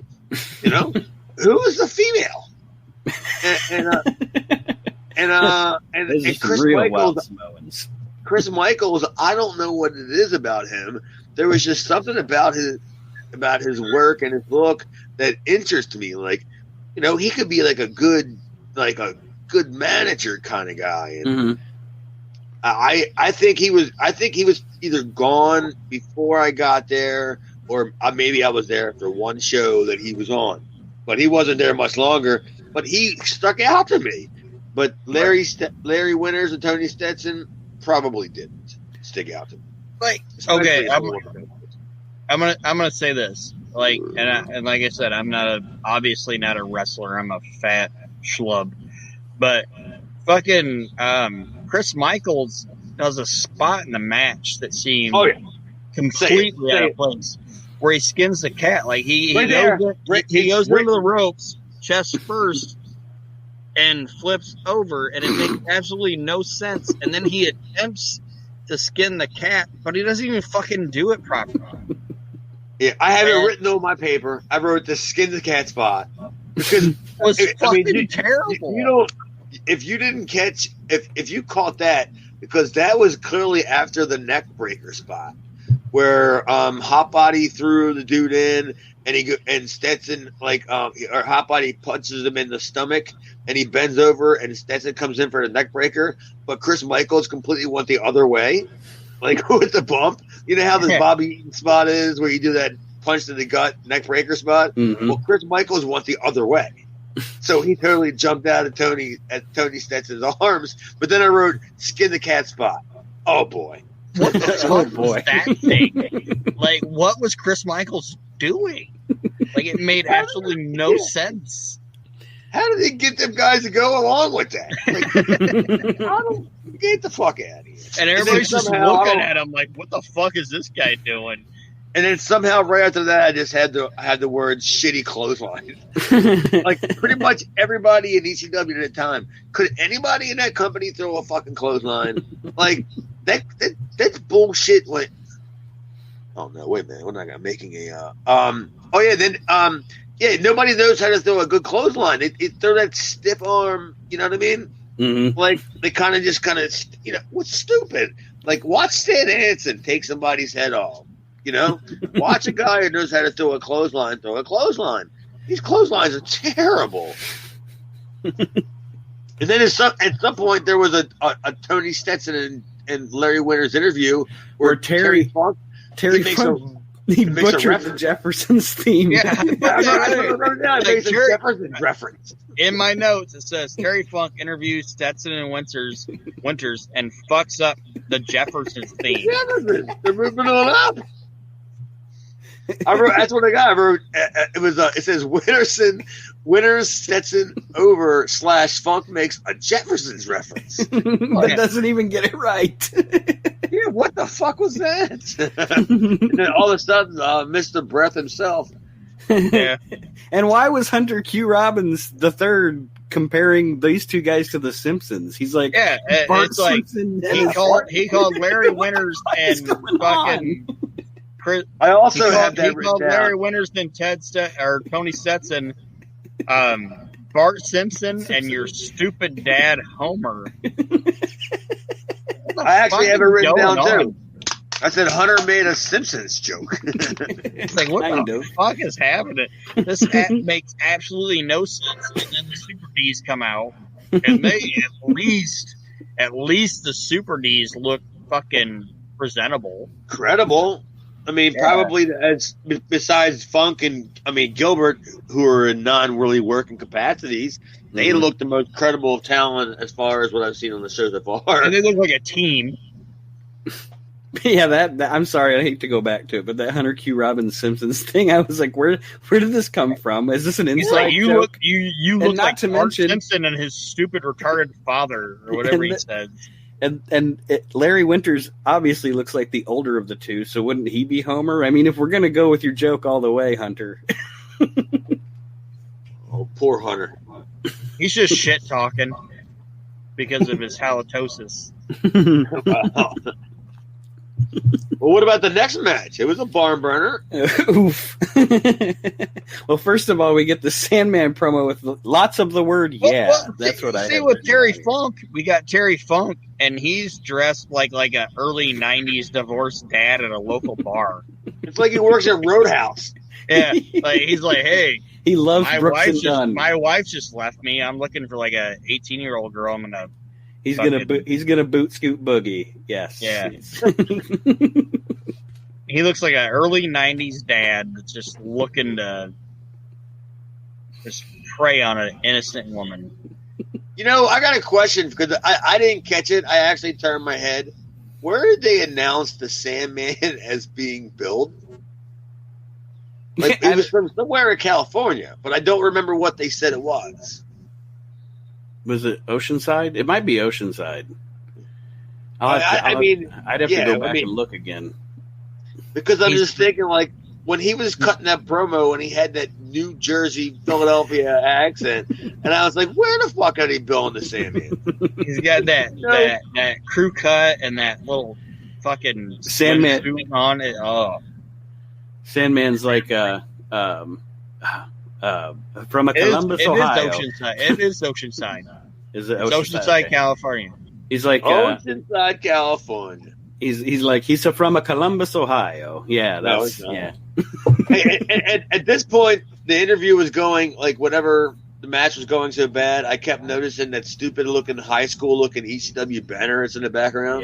Yeah. They can't find it. And Terry Funk like looks at Sandman and goes, "Tell me all the great things you did for the kids." Yeah. Like, I don't want to know what Sandman did to the kids. Well, that's actually a shoot, honestly. Like, because Todd Gordon was big with the Special Olympics, and then doing like them shows, for the handicapped kids and stuff like that. And Sandman was always on them and always volunteered his time. So, like, there's a lot of shows that nobody has on tape or seen from Todd Gordon that he ran for these charities. Okay. So that's actually kind of a shoot. I mean, everybody can think a hack for what they want to think a hack as, but it's the fact that, yeah, he did do shit for charities. Well, that's cool, and I understand that. But like when Terry Funk was like, "Oh, Sandman, tell me what you did for the kids," I was looking at the front row, and the front row of the fans. I was like, "Man, this is in a high school gym," and a lot of the front row fans shouldn't probably even be in a gym, let alone around high school or junior school children, is what they look like to me. Like Hat Man. Should he be around the kids? I made a note about him. I made a note about him going, God damn, fucking like Hawaiian shirt guy or a hat guy or whatever. Like, dude, God, how long I've seen that guy just be there forever. All them guys. See, well, okay, this is another note I have, and before we jump ahead too much, I want to ask this, Chad. There's two guys on this show that are staples of it, and it might be people that don't get talked about a lot, and I wanted to see if you had any stories about them, and it's John Finnegan and Jim Malero, the referees. Those guys were there the entire time. Yeah. Like, do you have any stories about the refs? And because to me, like, a referee is like an unsung hero in wrestling, and they don't get talked about.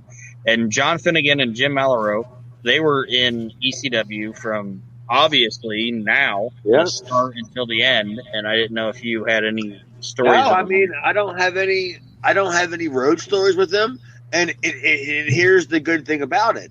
If I don't have anything to tell you about them, then they didn't do anything fucking wrong. They were good guys. And they were good guys. Like, you could talk, you hang out. Like, because I guess I'm assuming they were local guys, Philadelphia guys. Because I would drive home most of the time unless it was a weekend shot thing. So I would drive home so I wouldn't hang out at the hotels.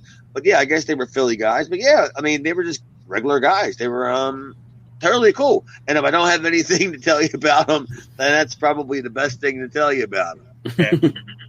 But all right, I was just trying to get at the fact that, like, in a match, like, the ref is in ECW. I don't know what you're talking about. Okay, well, I was just trying to get some referee stories. That's okay. I mean, in ECW, a referee. I mean, he was just kind of hanging out. Yeah, he's just counting a three. I was gonna say he's there for the illusion. Yeah, pretty much. Does anybody know anything about the ferocious Kodiak Bear? Well, I worked those shows with him. I don't know anything really about him, but I know he's one of them Jersey guys. Mm-hmm. Like, we talked about, like, the hot bodies, Stetsons. He was the who was he with? Who did he work? Oh, Sandman. Yeah. Oh boy. What I write about this one? That was the ECW title match. I wrote. Well, apparently there was a clothesline that was bad again. Another one, and then I wrote at one point. I wrote, "Boy, this show is a doozy." It sure is. Right after that, this was another match that could have been at least 75% shorter. Well, Terry Funk even mentioned it. He said how Kodiak Bear was trying to feel out the champion and see how long he could go. I'm like, no, we don't want to see how long you can go. Fuck it, how long could we have TV time for? The Kodiak Bear is not money. I'm sorry, he's just not money. Yeah, pretty much. Good God. We got something coming up after this. And I don't know. I love the fact that I have this show is a doozy written on there. I don't know what I wrote this down. What song did Terry randomly sing on commentary? Who? Terry Funk randomly sang a song. I should have wrote the song down. He was randomly singing a song on. Did you catch it, Aaron? No. Damn. I can't. I don't know why I didn't write the song down, but during commentary on this, Terry was just randomly singing like some 50s song. I'm gonna have to go back. I know that during this match, they were talking about how Peaches and Tiger were like the hottest things in the world. And I'm like, Jesus Christ. Well, it is Philly. If this is your equivalent of like hot chicks, it's like we're. Oh, wasn't Peaches Sandman's wife? Yeah. Like legit, right? Wife? Yeah. I kind of got it confused. I wasn't sure if she was or not. But yeah, I got you. But Tiger, I don't know shit about. She wasn't. But basically, they were trying to sell like Peaches and Tiger as being like these like super hot divas or whatever in the ECW, and it was pretty rough. Nobody was buying it. I certainly wasn't buying a ticket to the ECW arena to see Peaches or Tiger, so I can tell you that. And I don't understand. I didn't even understand why. What was it? Is it Tigra or Tigress?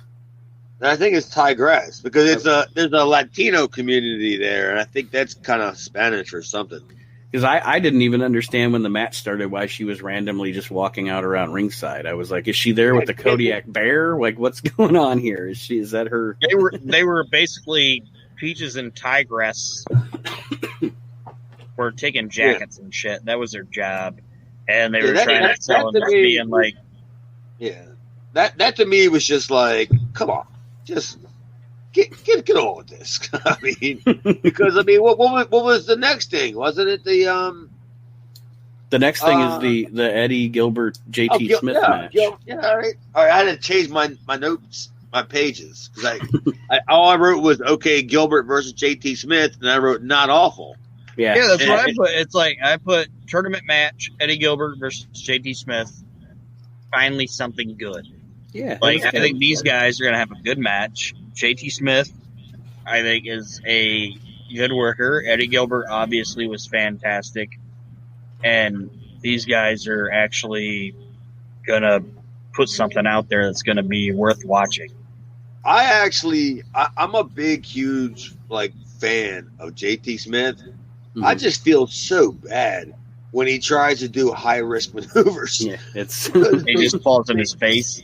They never pan out for him, right? and literally, I'm like, he's trying his best. He's a great athlete, but he's just fucks moonsaults up. So do you think that because I was going to ask you if you had any stories about him, but my first question, I guess, now that we brought that up, is do you think that at some point that became a work? Thank you. As opposed to reality. You know what I mean? Well, of course it was. Yeah. I mean, that's what, when you see the people wanted to fucking chant at JT that he fucked up. Mm-hmm. Yeah, that was the thing. I mean, yeah, but you didn't have to say that years before they made it a deal. You could see him do stupid shit. That Mike Awesome thing will live in infamy. I was in the locker room with that thing happen. And if you would have seen everybody in that locker room, I couldn't even tell you names because it was everybody. Were they grimaced or whatever? Like, oh, Jesus Christ. Dude, we all ran to the monitor. We were sitting in chairs, and then when we saw it, we all just kind of ran up to the monitor and be like, what the fuck is this? Is he okay? And then when the referee's like, hey, he's all right, I'm like, how the fuck is this guy okay? He was bent in half backwards. In half. Yeah, it looked like he killed he has it. an exoskeleton or whatever. It's fucking insane. And pretty much the only thing I wrote about that match was that it was not awful, and I said that old finish. That Morocco and Tito gimmick, whatever. That was kind of what it was. It was definitely the best thing on this show. And I think JT Smith, in my opinion, is underrated. I think the guy could have I don't know, maybe done something in a WWF or WCW and I don't know, man. He was pretty fucking clumsy. And that's not even me making fun of him kind of thing. He was a liability. But a personality wise. Oh no, he could be an agent. Oh, he could be an agent or do anything like you said, personality wise. Yeah, like a manager or something like that. When he was when he became Italian or whatever, the FBI deal. He was entertaining as shit. That's what I was about to say. You probably could have slapped him into a Santino Marella role, where he's the a goofy fucker. The goofy jagoff that's hanging out with a diva or something, for comic relief. Right. Yeah, I totally believe that, but just him on the top rope shouldn't be it really shouldn't be seen. That's not good for anybody. But wait a minute. After that match, who do we get next? Another champion? Is it another tournament match? No, that one was a tournament match. This is just the main event. This is the main event. With no intros. We just come progress I wrote. We come into a cold we come in cold to a match, Tommy Cairo and the Super Ninja. Yeah, who the fuck was that guy? I wrote I have no idea who it is. It might have just been one of the Super Ds with a different outfit on, maybe. No, this guy was smaller. This guy was way smaller, and I had a feeling you guys were going to ask me who the Ninja was. So I literally wrote I have no idea who that is. Yeah, I put Super Ninja. Ask Chad, who the fuck was the Super Ninja? But there was all I wrote that it was joined in progress, and there was a spin kick spot. Well, I loved how Tommy hit a good spin kick. He did. I loved how the announcers, the Super Ninja guy, is just doing regular this little chops and stuff, and they're calling it martial arts, or he's just doing a regular kick. Yeah, I don't know how many ninjas you know, but the ones that I know, they do all that shit. I only know 6 or 7. I only know 6 or 7, but they're retired. The worst white ninja ever. Who are these white ninjas? Like Al Snow as Shinobi. And Hotbody gets involved, and in the end of this match, Johnny Hotbody tries to get involved, but this is the most ineffective guy attempting to get involved in a match I've ever seen. He tries to get involved and fuck the finish, but the finish still happens. Tommy Cairo still wins his match, and then fucking Hotbody still gets his ass beat. Johnny Hotbody was the most ineffective interferer in the history of wrestling at this moment. It's you didn't end the finish because Cairo still won, and then you get your ass beat to the back. It was terrible. Wasn't there a ref bump in that match? They attempted it, and it was terrible. That match was ridiculous. It was completely ridiculous, and the whole entire finish. The next thing I wrote was the go home promo from Funk was all over the place because I just couldn't. Him and Todd Gordon. Yeah. Who does Todd Gordon think he is out there? Who's the guy that does the jewelry thing in Philadelphia? I hate Steven Singer. That's what he's coming across on TV. He's I hate Steven Singer guy. Terrible. I don't know what your opinion of this whole entire show was, but I can. If I had to give him, I don't know what do you do? A 1 through 5 or 1 to 10? Yeah, one out of. I put. To be honest with you, out of 10, I have it as a 4, and that's mainly because there were things in it that made me laugh, and I liked the Eddie Gilbert JT Smith match. Okay, I gave this show a -4. I give it a. This show. Yeah, that show stunk. This show was really bad. Yeah, it was. It was so bad to the point where I'm actually glad that I didn't use the paper that's in my notebook to write down the notes on it. I used my wife's paper from her notebook to write it down on because I don't want this to ever resurface in my life again. That I watched this show. This was a really fucking rough show, and if you're gonna go off the first show we watched, which is really good, and then you're gonna go off of this one, it's man, why would I want to watch it? And just as an example, last week we spent close to an hour talking about that show, and this show we've gone 36 minutes and we're already done because there wasn't a lot to rave about this show. No, there wasn't. There was a lot of Glenn Osborne. I'll tell you that. I mean, The giant midget. if you're into that kind of stuff, and that's the kind of stuff you like, I mean. So this is April. We're talking probably 6 months before these guys all start fading away. I think probably like maybe around October-ish. I'd say, yeah, it is October. Okay.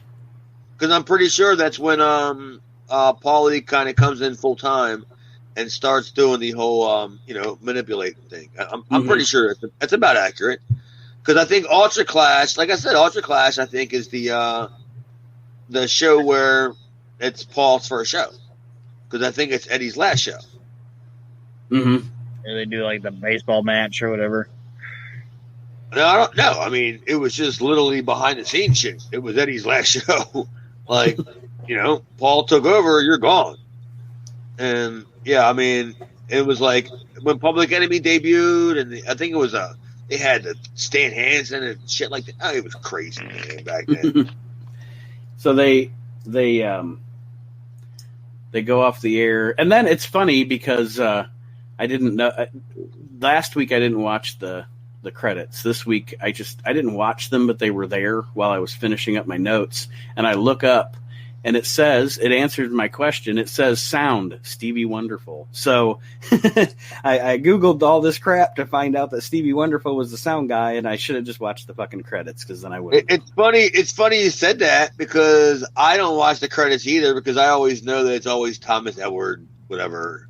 I know how it is. But then when I saw it was Matt Radico was like a producer on the show, do you know who he is? Well, I don't really. He is mentioned in that article that I read, though, that I found to find out who Stevie Wonderful was. He's mentioned in there. He was Radico. Is that what you said? He was a Matt. It's Radico. He was a business partner of Gordon, wasn't he? Well, I knew he owned like a lot of the tapes. Like I don't know if he was part of the production part of it. That's what I don't know. I just know the name from like every time I see like a producer thing and I see Matt Radico, and then when Paul, like I don't want to say he defaulted, but when he had that split with the original, the first people that owned like the old stuff, right? Like. They held them tapes up to Paul for money. And I remember, I think Matt Radico's name was brought up because I think Paul owed them money from studio production, costs. Right. And when I saw it, I was like, damn, I ain't heard Matt Radico's name in ages. Yeah, I remember seeing that name in the article that I read. So, yeah, he was definitely somewhere in there. My favorite credit name isn't even an ECW thing. It's fucking NWA. My favorite credit name is Phil Dickey. Bill Dickey? Phil Dickey. Phil Dickey. Yeah. He's on the end of every fucking NWA fucking worldwide or any. He was a rib?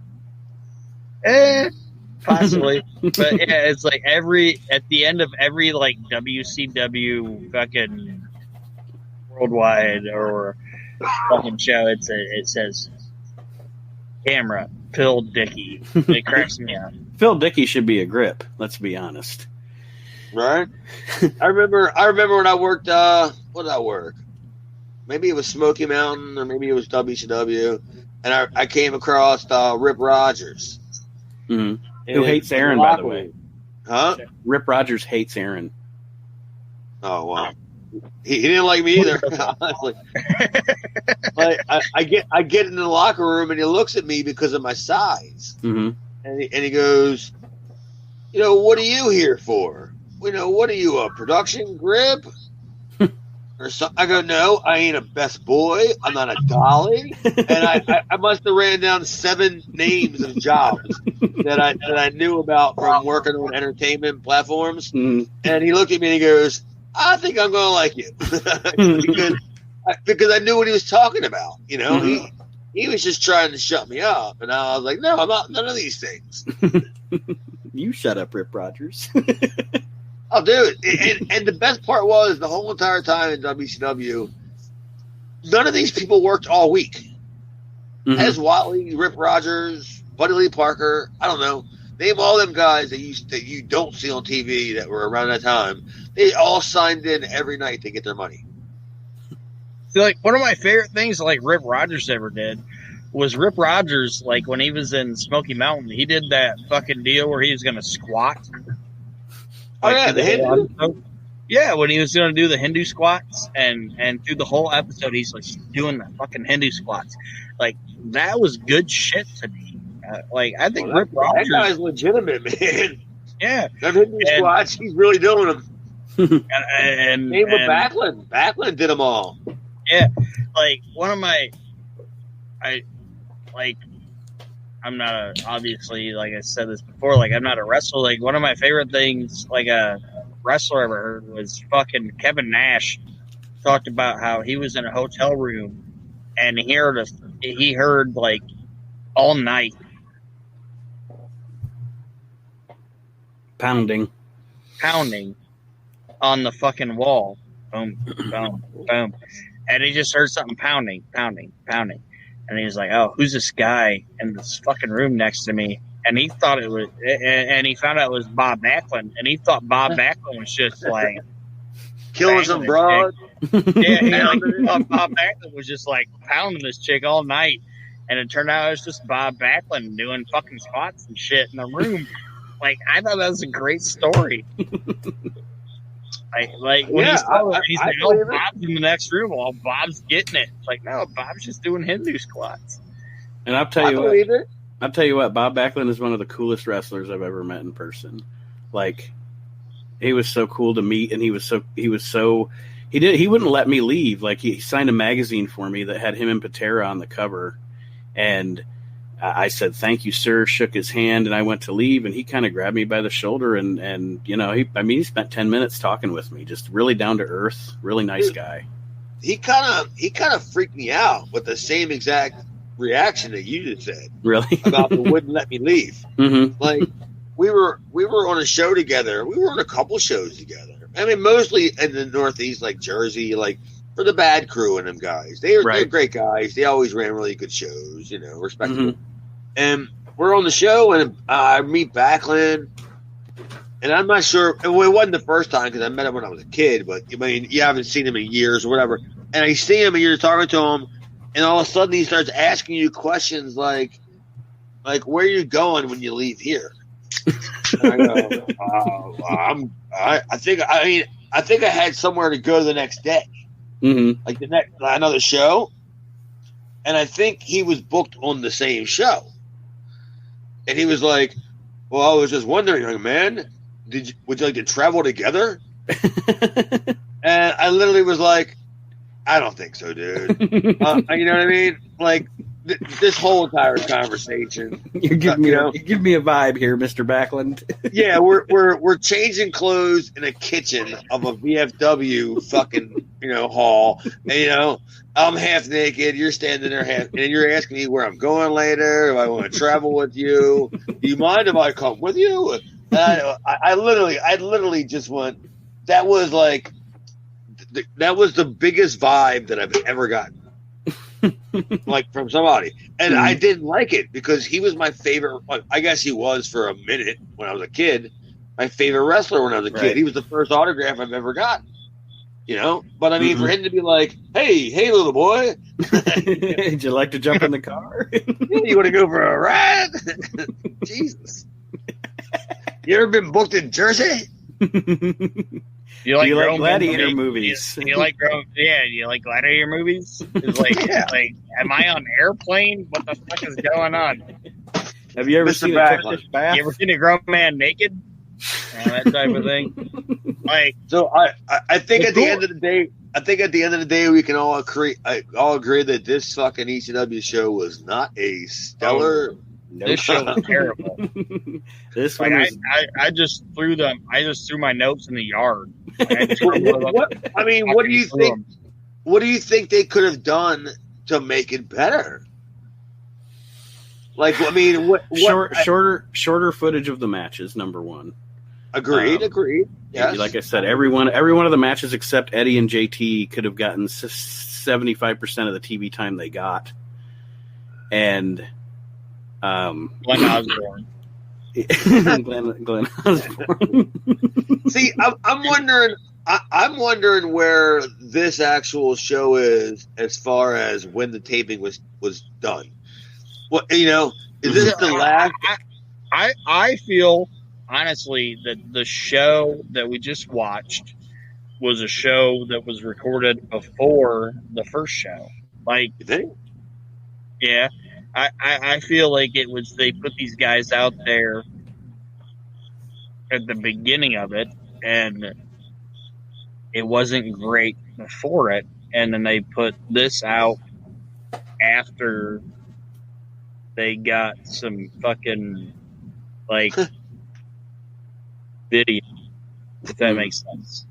All right. Well, I mean, I actually take the opposite route. I think this is probably the end of the weekend tapings, like what was left. That's what that's what I think. But yeah, you could be right. This goddamn show was rough, man. It was rough. Well, to sum up what we're all going to be watching next week for April 20th, 93, I'll just read the description from WWE Network. On this edition of Eastern Championship Wrestling, the ECW television title tournament continues with Jimmy Snuka taking on Tommy Cairo and Hot Stuff Eddie Gilbert battling Glenn Osborne.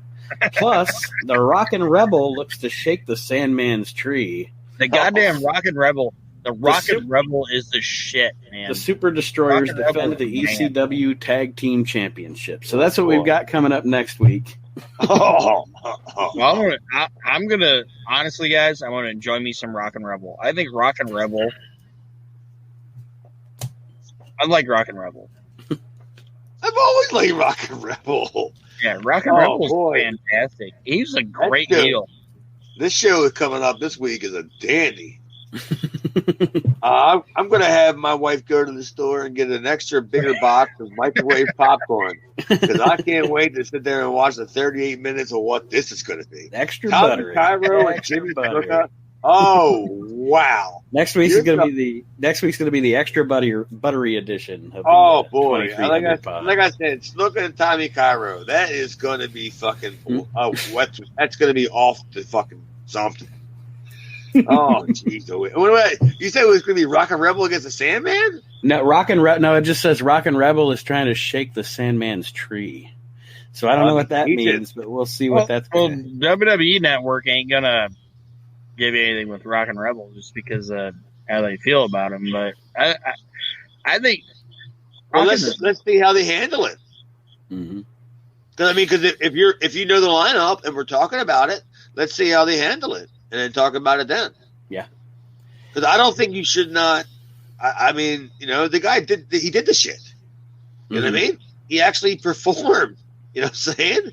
Yeah. Just because whatever he did doesn't mean that you should not show whatever he did before he did it. Well, that's not what I'm saying. I'm just saying that the WWE is, and I'm not trying to. Nate, are you not recording right now? No, I'm recording. Well, I'm just not trying to say that. Like,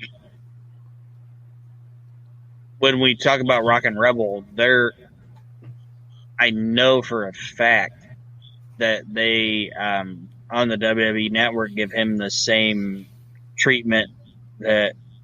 Well, they do mention him in this description, though. They don't. It's not like Benoit where they scratch his name. Yeah, but they don't let you click on shit. Oh, okay. I see what you're saying. Isn't Benoit being saucily back?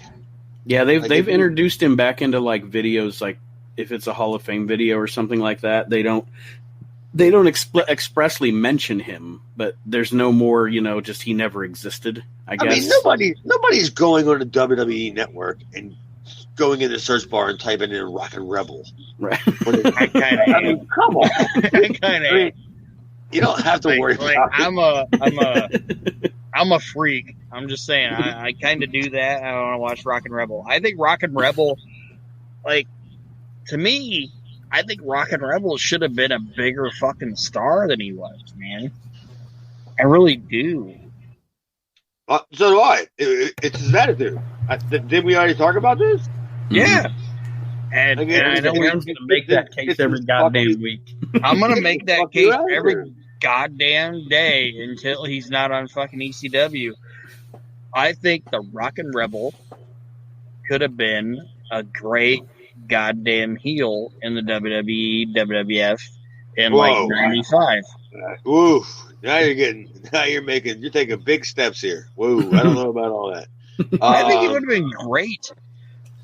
I think the guy cut great promos. He like put out like enough of a cocky dickhead heel type persona that he could have been something in that era. I think it would have been great. I'm not going to say you're wrong, but what he should have done, in my opinion, is he should have left Philadelphia and he should have went and worked Memphis. He should have worked whatever territories were around in the earliest part of his career. Mm-hmm. That way he would have got some sort of a structure, like, you know what I mean, an education as far as like, this is what the business is kind of thing, because he had an attitude. Chuck had an attitude. You know, if he didn't want to do business, he didn't want to do business. But if somebody would have showed him, you know, back when he was a younger dude, it may have ended differently. Because, yeah, he would have been great in Memphis, you know. Smoky Mountain, you know, maybe Portland even. Portland, Jesus. Well, never mind. He wouldn't have gotten any better in Portland. Not at that point. No. Yeah, not at that point. But no, I mean, that guy could have been a great fucking heel. He could have been. Because he's a dick. He's a dick. He was a dick. Yeah, that's what I'm saying. Like, he was a natural fucking prick. And it would have been great. In my opinion. Yeah, I mean, I agree. I mean, and he had a great body. And he was definitely, he's another one of them guys where I consider him a bought show guy. You know, if you have a bought show, he's a guy that looks great on your show. He's in fantastic shape, you know. He's heavy. He's 250 pounds. He looks great. Blah, blah, blah. You know, nobody knows who he is. But, you know, he's not terrible, you know. But he looks like a wrestler, yeah. Yeah, of course. The Rockin' Rebel is super underrated. Aaron has made his case for this week for Rockin' Rebel. And with that, we are going to wrap up, unless you guys have anything else on this show. Rockin' Rebel for life. Yeah, I've had about enough about kissing Rockin' Rebel's ass. Because, you know, I love Chuck, dude. I know all that shit was bad, but Chuck was always good to me, man. You know, that's all I can go by. Another 2300 pod in the books, and for those of you who have not yet or do listen, just so you know, this week coming up also on the We Can't Wrestle podcast, we are going to be discussing WCW Clash of Champions New York Knockout. That's right. 5 letters, 2 words, I Quit. Ric Flair and Terry Funk in the I Quit match.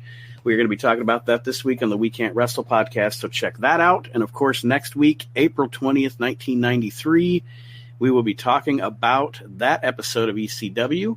Chad, I'm looking forward to continuing this journey. Well, I'm looking forward to these shows getting better. Yes, sir. Good fucking God. Thank you, everyone, for joining us on the 2300 pod, and we'll see you next week. Have a good week, everybody. Salute.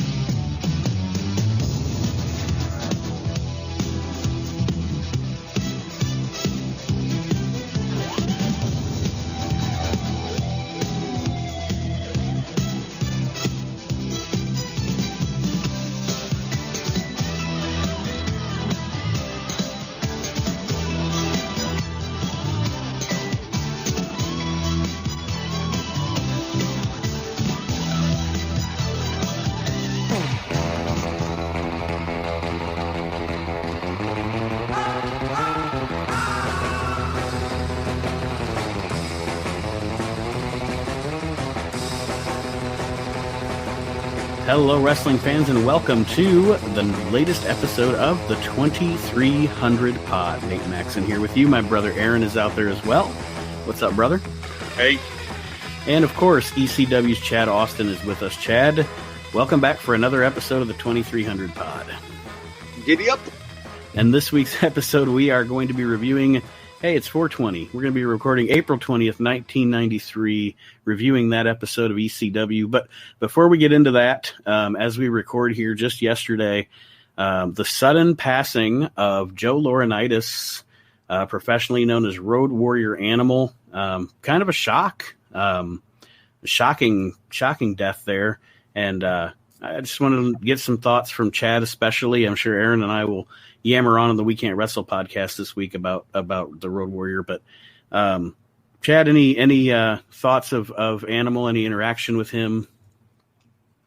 Yeah, he's one of them guys that you figure you would always be on a show with. Mm-hmm. You would see him around. It just didn't matter when you saw him last. You're going to see him again, right? And it went on for ages and ages and ages. We brought him in Maryland Championship Wrestling. We brought in both as singles, and then we brought them both in as tags, mm-hmm. right? And we had this fantastic building. It was like a ballroom kind of thing, and they had like a bridal suite, and Animal and Hawk were up there, and like a lot of guys shared that suite because it had a bathroom in it. Okay. And a lot of the dressing rooms didn't have like the bathrooms in on the upstairs floor. So you walk in and there's freaking Hawk just popping pills nonstop, like legitimately, just unbelievably, nonstop. And Animal was completely the opposite. He was trying to get everything together, taking care of the money and all the other stuff. Right. They were getting ready to go to the ring. Like I think it was for the what is the halftime call? Intermission. Mm-hmm. And Hawk fell down like a whole entire flight of steps, and when he landed right in front of the feet of the state athletic commissioner guy. Great place to land. No, it wasn't a great place to land if you wanted to wrestle that night. And Animal comes out and says something like, "I tried to tell him," like kind of thing, and like all of us saw it. Mm-hmm. We all saw it, and there was Joe just sitting there going, "Don't you think?" Enough, all whatever words you just say, and he just let it happen. Then he comes out, and there was just a banister there, and he's just like, "I tried to tell him." That's my greatest story.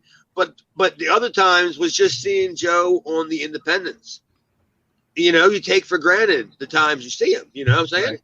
Yeah. Like I don't mean to interrupt, but he seemed like obviously, I never met him or anything, but, it's like in life, you can say that, you don't meet a lot of people that you don't hear a lot of people say bad things about, but just through wrestler stories and everything, I never heard anybody not a one, not badmouth the guy or say anything terrible about him. And it just seems like he was a good dude. And obviously was a great family man and a great father and Godspeed to him.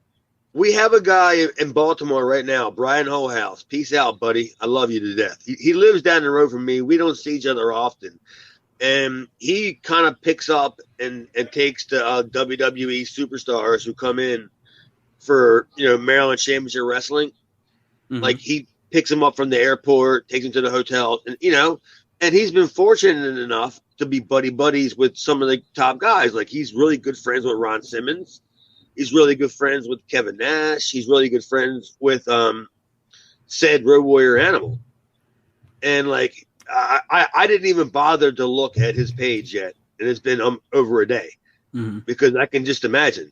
Right. Because I've seen so many pictures with Brian and Animal over the years. I just don't even want to get involved with how devastated he is. I'm sure, yeah. But, Ron Simmons gave him his WCW belt. Wow. Yeah, that's how close he is with these. That's how close he gets to these guys. Mm-hmm. And it's not because he's a mark or anything. It's just that Brian's overall just a good guy. You know what I mean? Mm-hmm. So yeah, I haven't even reached out to him yet. But yeah, but anyway, that's how I feel. Road Warrior Hawk is definitely. I never want to say I'm sorry for anybody's loss because the last time somebody told me they were sorry for any loss that I had, my niece was murdered a few months ago. And somebody said they were sorry, and I asked, why did you do it? Right. So I never say I'm sorry for your loss. I'll just send my condolences to the family. Yes. And like Aaron alluded to, I've never heard in anything I've ever read or seen anything negative about Joe, and really a shock. He was the other one of the other Facebook groups I'm an admin for. The Asylum does those virtual cons, and he was actually just on one of those like 3 weeks ago, and I mean, he took. They generally do about 2 to 2.5 hours. He took like 4.5 hours, because there were people that wanted to talk to him and interact with him, and he never once came off as a dick. Never once tried to hurry things up. He spent every second that a fan wanted to spend with him. That's what you always hear. It's always the people that confront him after the con. Right. Like, everybody's like, yeah, I paid the money to go see him. Then you hear like, oh, it was like 2 hours after, or he was wrapping it up, and he still spent it. That's great. It's unbelievable. That's what you should do. Right. Absolutely. And so a guy who definitely loved his fans, and we loved him. And people always talk about like great big man workers, and they always bring up like, Boss Man and Akeem and guys like that. Or Vader or everybody. It's like, and I've told Nick this in the past, that I don't know if he'd be considered it. To me, I always considered him a big man worker. I always thought the Animal was fucking fantastic in the ring. Mm-hmm. Like he had a fantastic drop kick, and no, the drop kick wasn't fantastic. Don't even say that. The drop kick wasn't fantastic. It was very good for a guy his size, because it would be definitely in right above the rib cage kind of thing. It wouldn't be nowhere near Jim Ray. So don't even say that. Being able to do that it's good. Okay, maybe not. Okay, since you're obviously you're a worker, so you know more than I do. But I just think that, like, when I watch like Road Warrior or LOD matches, I'm more entertained, and I know Hawk had the bigger, more charismatic personality, but to me, Animal was better. Of course, think about this. Animal was the guy that had to squat the guy to do the finish. All Hulk had to do was jump off and knock the guy's head off. Destroy the man, yes. Right. All Animal was the guy that had to squat the guy. And they didn't always wrestle guys that were the size of the Midnight Express, or Tully and Arn. Yeah, imagine putting Brian Knobbs up on your shoulders. I'm just saying. That sounds like a good time on a Friday night, at the beginning of a joke or something, Brian Knobbs on your shoulders. Oh, Jesus. It was Nasty Boy. It was Nasty Boy. Pity City. All right. Well, that being said, again, rest in peace, Road Warrior Animal. And like I said, kind of shocking news. Didn't see it. Didn't see it coming, I guess, but nobody did. From everything I've read, just natural causes. I don't think they've alluded to the actual cause, just natural causes. So our condolences to his friends and family. And right now we'll roll into April 20th, 1993. Like we were talking about before we went on the air here, we disqualifying last week's awful episode of ECW. Chad put it as, I think, better than bad, this episode. It's better than bad. Yeah, it definitely is better than last week. We start out with always surprised Jay Sully and Stevie Wonderful on commentary as usual. Was it you, Aaron, that brought up that Sully always sounds like he's asking a question? Yeah, everything he's like always surprised. Says, like every time he speaks, it sounds like he's asking a question. He's like, "Welcome to ECW." Yeah, he also does kind of look around too. Yeah, he's like, "Welcome to ECW." Here's Jay, confused Sully. I'm with Stevie Wonderful. And nothing speaks big time like they're announcing that they're the Cabrini College Fieldhouse. that spells big time all over it right there. We're here at the Cabrini fucking College Fieldhouse. We definitely haven't reached 2,300 yet here, folks. No. Like, that's why I wasn't at these shows, because I didn't know where the hell I never heard of these shows. that one he was asking a question. We're at the Cabrini College Fieldhouse. Yeah, like, this is how big we are. There's some people here. Okay, there's some. There's some. Yeah, a couple of those shots. There ain't many. Dude, I got a note about something later on in the show, and I guarantee neither one of you two got it, picked it up. I'm looking forward to that. Yeah, see, the matches are so kind of half-assed that I start digging around into the crowd and seeing what I could find. Eddie Gilbert starts us out to make an apology, quote unquote, to Terry Funk. Yes. And Eddie, I really like these two together. I don't know what you guys think. I guess we haven't dug into it a lot, but I enjoy these two working together. I have had fun watching that. Yeah. Oh, I love Terry and Eddie together. They've always been money together. It's just that this is like this is like gold, like in a shit mine or something. You know what I mean? There's nothing else to support it. You know what I'm saying? Right. It's hard to stand out when nothing is good around it, Mm-hmm. and therefore it isn't that good. You know what I'm saying? It's just the best thing on the show. But yeah, I thought the opening was pretty good. It's just something about Gilbert at this time that it's off to me. Like maybe he's got too much going on. Mm-hmm. I don't know. There's something about the way he kind of rushes his promos a little bit. I don't think it's just Gilbert at his best. And I think maybe they have no idea what the hell they're doing. Like, Yeah. Where is this going? We don't know where this is going yet, but it's going somewhere. And I gotta say this. Stevie Wonderful, Jesus Christ. He's wearing a flowery vest, a no-collar shirt, and his jeans are tucked into his cowboy boots. It's like, what the fuck is going on with Stevie Wonderful? Well, we found out he was the sound guy, and he was like, "I think this is what a wrestler looks like." So Yep. that's what. Looks like somebody put DDP in a dryer. He's getting paid by. If he's the sound guy, is he getting paid by ECW or the station?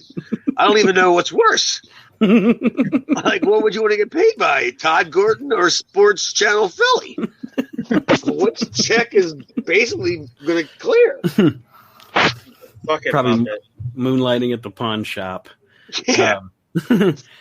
So we've got. Well, I guess we've established we've got Confused Sully and Dryer Dallas Page, right, Aaron? And that's Dryer our commentary team, Dryer Dallas Page. So we got the ECW Tag Team Champions. Who'd they ever beat? The Super Destroyers, with Hunter Q. Robbins III against natural to put these two together, the Wolfman and the Super Ninja. I mean, what two wrestlers would go together better than the Wolfman and the Super Ninja? It's like it's like a Bela Lugosi or a Bela Lugosi in the Abbott and Costello movie. You know, the Wolfman is the guy that probably put that ring up. Really? Like he's one of the guys that do that ring rental for that ring. That's Okay. like his ring. There's 100% chance he put that ring up.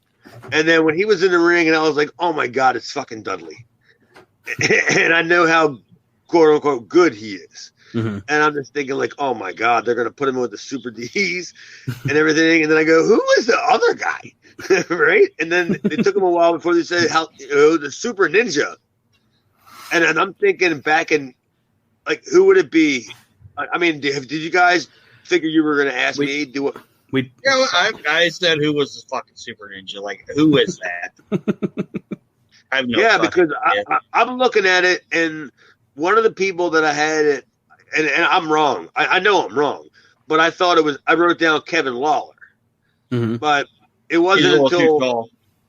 Uh-huh. I think Super Ninja's a little too tall to be Kevin Lawler. Yeah. He was bigger than Kevin Lawler. So I just threw it out there because I was trying to think of when Kevin Lawler, started. Mm-hmm. And that was closer to the time when Eddie was gone. That was towards the end of the summer.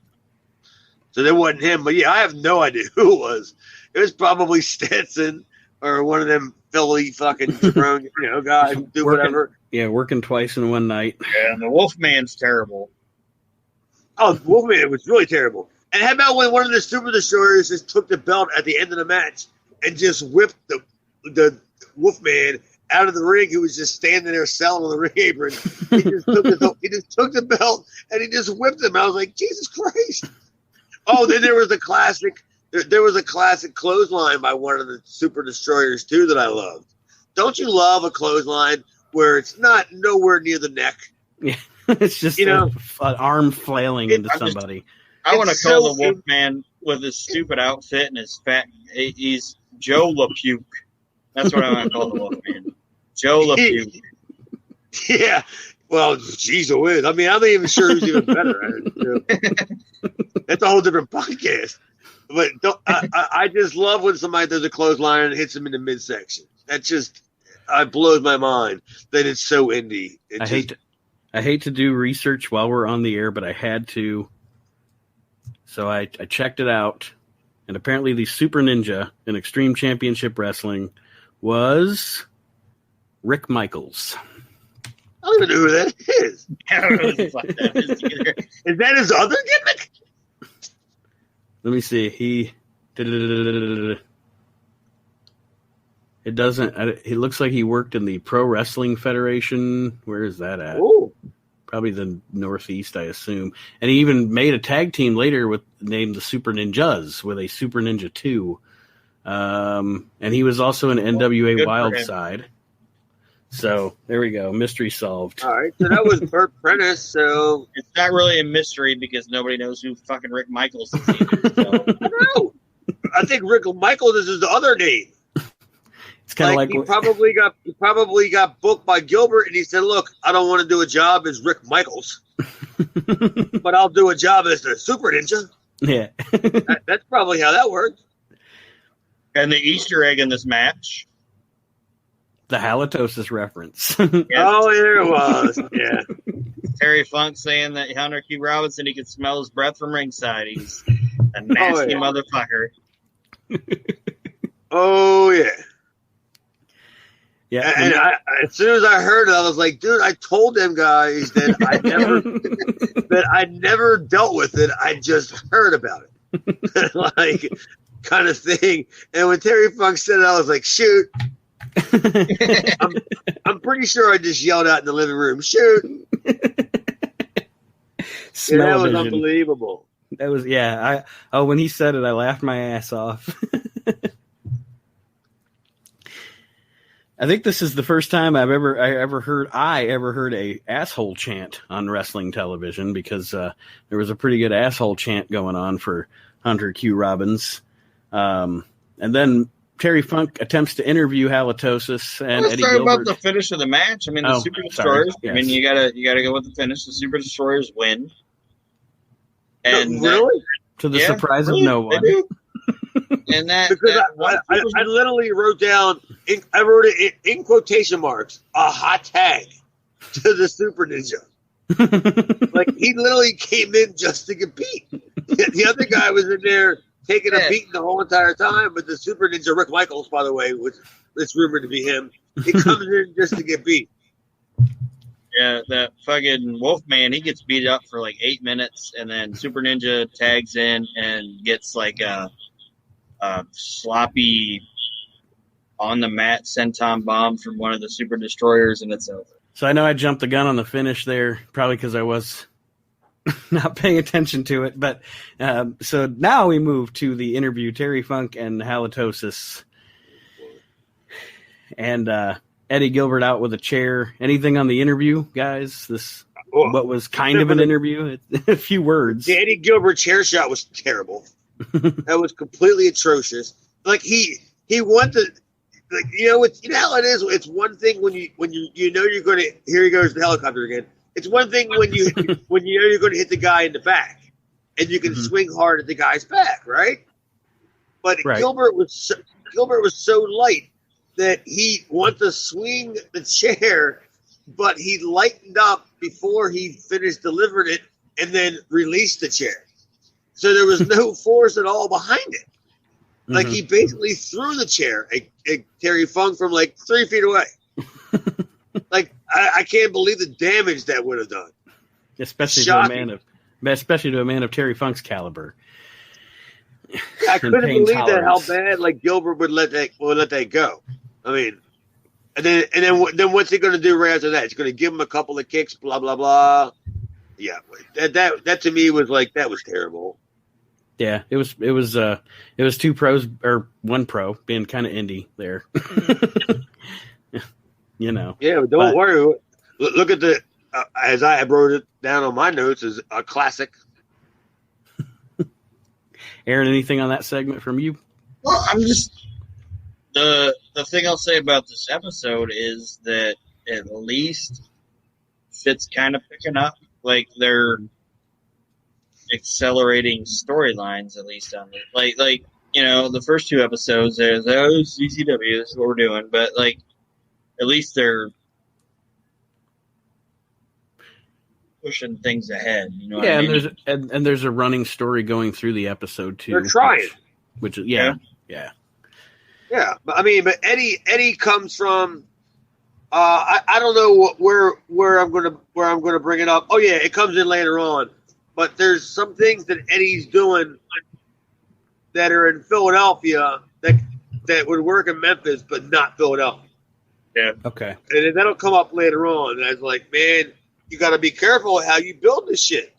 Mm-hmm. Yeah, down the line we're going to get into the King of Philly stuff. That's for future episodes. Up next we have Superfly Jimmy Snuka and Tommy Cairo. The Eye of the Tiger. Yeah. Jimmy Oh, Snuka. I have that down here too. I was like, and he's introduced as the Eye of the Tiger, Jimmy Snuka, which I was like, it says Eye of the Tiger, question mark, question mark, question mark. Yeah. This is Jimmy a TV Snuka, the title Eye of the tournament. Tiger. What's that? It's a TV title tournament match. Yes. Oh, this is like no, it's not the final. It's the semifinal. Semifinal. Mm-hmm. It's Jimmy Snuka versus Iron Man Tommy Cairo. And I'll say this, out of the last 3 episodes, well, not the last 3, but like the 3 episodes you'd watch, this is actually the best match that I've seen on ECW so far. That's saying a lot. Oh, yeah. That bar really is really so high. The one thing I took away from this match, and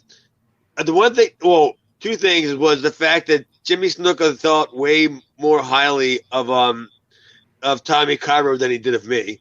As we'll get to see later on when we watch me and Snuka, because he did a lot more for him than he did for me. And another thing I noticed was the referee John Finnegan. Mm-hmm. Did you know that him? I was talking to him earlier because I haven't remember seeing him on any of the older shows. I've been seeing that guy it looks like Rob Feinstein, with the black hair. Not Mo. And John said trivia question. The only 2 people that have been there from day one in ECW, besides Todd Gordon when it really started, was him and Jim Mulliner. Yeah. Mm-hmm. They're the only 2 people that have been there from day one. From beginning to end. Yeah. Yeah. Did Finnegan go to the WWE when they did ECW too? No, I don't remember. I don't think he did. I think when the ECW that we know it as ended, I think that was pretty much it. And he may have did some indies or whatever. That's what I was saying like the other day, that it'd be interesting to get one of those guys or both of them to talk to him because they sell all of it. You know? Well, I guess. I mean, I'm guessing I could probably get in touch with John because we're friends, and and see if he would love to come on. That's what I was trying to talk to him earlier about. And another thing that I wrote down about the Jimmy Snuka what's his name? Tommy Cairo. I always called him Tommaso Cairo. The other thing I wrote down was, why wasn't Snuka wearing the tiger masks? because of his fast lucha style. Oh my God, that guy, man! Lumbering doesn't cover it. God, it was just brutal. And then at the end of the match, when Snuka won, no big deal. He gave him the splash, which he didn't give me. All I got was a suplex that he didn't even take a bump for. And then one of the announcers called him Airborne now. He's Airborne Jimmy Snuka. The Airborne? Going into the match with the Eye of the Tiger. Leaving now he's Airborne. Did he, and you guys tell me if I'm wrong, and maybe I'm wrong, or the announcers just completely, absolutely ignored and missed. Did he use Nux? Or did he just use a fist? No, Gilbert used him. Yeah, okay. Because I put here that the announcers completely missed it. They didn't even make reference to the fact that there was a foreign object used at all. I think it wasn't the fact that he used it. I think it was the fact that Eddie Gilbert got up on the ring apron. Like that caused the confusion to allow everything to happen. But yeah, I think you're right. It wasn't like, and he didn't even do like Lawler, where he showcases the hand in the air. No. Everybody can see it. He kind of just reached in his pants and pulled out a fucking, whatever. Yeah, I totally agree. It was that was kind of crazy to me. And Johnny Hotbody was involved. Yes. Who? Well, Gizo is what a head of hair on that guy, huh? I mean, you're taping 4 weeks of TV one day. I mean, seriously, you got to find something for everybody. Oh shit, that's funny. All right, so now, and actually, the announcers did bring it up. They did bring it up. Yeah, because Jay Sully goes like fucking full Gene Okerlund. Crockett. Oh, and like yells at the heels and brings up the fact that they used the. Well, I meant during the match. I'm sorry. I guess I didn't clarify. During the call, they didn't bring it up. But yeah, I have here. You said Crockett. I said Sully Okerlund's Gilbert here. Like, put that cigarette out. That kind of a thing. Yeah, classic. No, Sully. Yeah, it was weird. On the show. Like literally, I'm watching it, so I really don't need the two fucking ham bones to tell me what's going on. I see what's going on, so I don't need them to describe it. But yeah, I think you're right. I don't think it was really acknowledged. I think it was more or less that Gilbert was getting involved, not as much as what he actually did. Right. That's what I think. But I don't know. I could be wrong. Fuck, I'm halfway drinking all the time. All right, go ahead, Aaron. I think you had a thought there on this promo. It was just, like I said, Sully's terrible. I can't wrap my mind around Jay Sully. He's just can't wait for Joey to show up, right? Yeah, Joey needs to be here right now. I just hate Jay. I hate Jay Sully. All right, so now we move into our next match, which involves Eddie Gilbert against Aaron's favorite ECW star, Glenn Osborne. Giant midget. He's the fucking madman from the Badlands. Get out of here. Madman from the Badlands was everybody's from. It's right outside of parts unknown, I'm assuming. I'm the madman from the Badlands. It's the suburb of giant midget. Me and the Ascension, we get all painted up on Friday and Saturday night. Well, fuck, we just go, I love Glenn Osborne. I just hate them gimmicks. They're just so stupid. The growler, What the fuck? You look so dumb when you lose with your face all painted. And you got to walk back to the locker room. And it's with the paint half coming off your face. I love Glenn. I think Glenn's a great guy. I just don't like them gimmicks, but I can say whatever the fuck I want. But my take on this match is that Gilbert, because it was a long TV match that meant something, is that Gilbert tried working a Memphis style match. He tried working a Memphis style house show match on a TV program. Which was completely too long because it's a shit ton of stalling. It's a shit ton of walking and talking. You know what I'm saying? Right. It's too much playing to the audience in your presence than the audience on your television. Yeah, and it wasn't even the audience that was there because there wasn't an audience. I mean, it's not. I'm not even saying that as a joke. It wasn't like you had like 3,000 people, like you would have like at the, Evansville Coliseum or Louisville or whatever, where you can get away with that shit. Right. You're trying to get away with doing bigger venue matches in a smaller venue, and you're trying to put it on TV for crying out loud. You know what I mean? And another thing is, what happened to Gilbert being busted open? Right. Yeah. Apparently, this match was either recorded before or I don't know. But yeah, I noticed that too. But you're right about the Memphis thing too. Like, there's a reason that those the Mid-South Coliseum matches, when they were shown on TV, were shown in clip form, and you never got to see the whole match because there was there was probably 7 matches on the show, and the show was maybe 2.5 hours. So every match had 25, 20, at least 20 minutes. Right.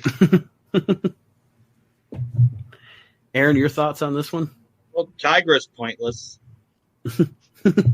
Oh, no, she's not. I mean, she's like a very talented person that just stands there in the corner. I mean, I don't know. I don't know if Todd Gordon put out some contest where they're going to have, hey, the winner of this contest gets to be the girl that just stands in the corner. Or he just found a girl that was already on a corner. Yeah, she was on the corner. Right on the corner. Like, you know how to work. This bitch knows how to work a corner. Let's put her out there. Well, I mean, some of the things I heard about Todd Gordon. I kid about that. No, I don't know. I'm not saying anything about Todd. But yeah, Tigers was just standing there, like not doing anything. Nothing. And Eddie had to like make a point about her. Yeah, she was pointless. And I thought the match was all right.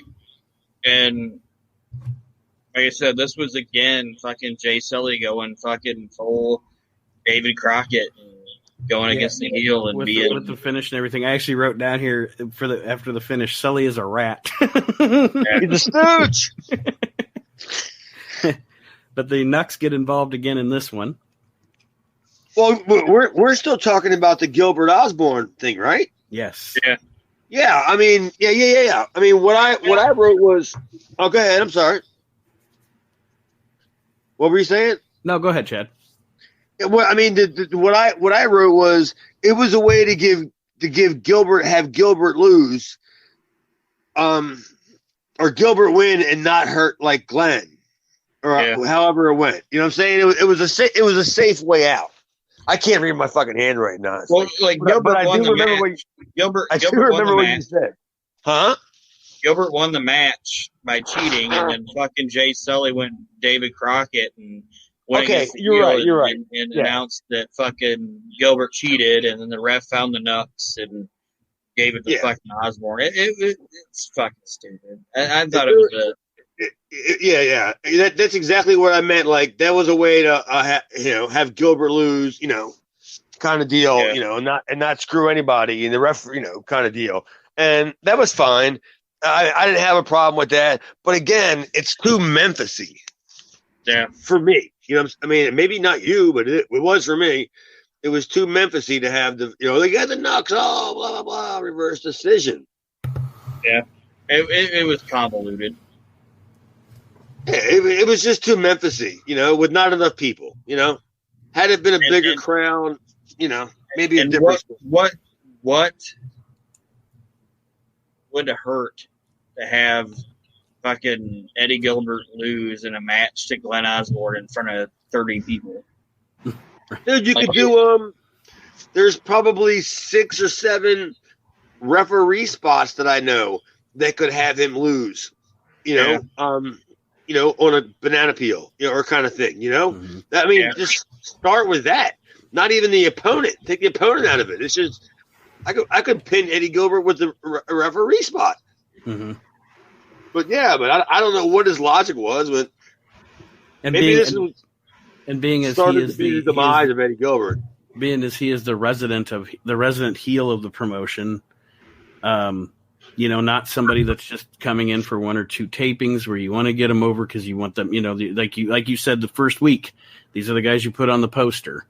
But Eddie, being the resident heel of the small promotion, can afford to lose because he's going to come back next week. He can get his heat back. He can do whatever he wants. Yeah. I mean, literally, he produces the show.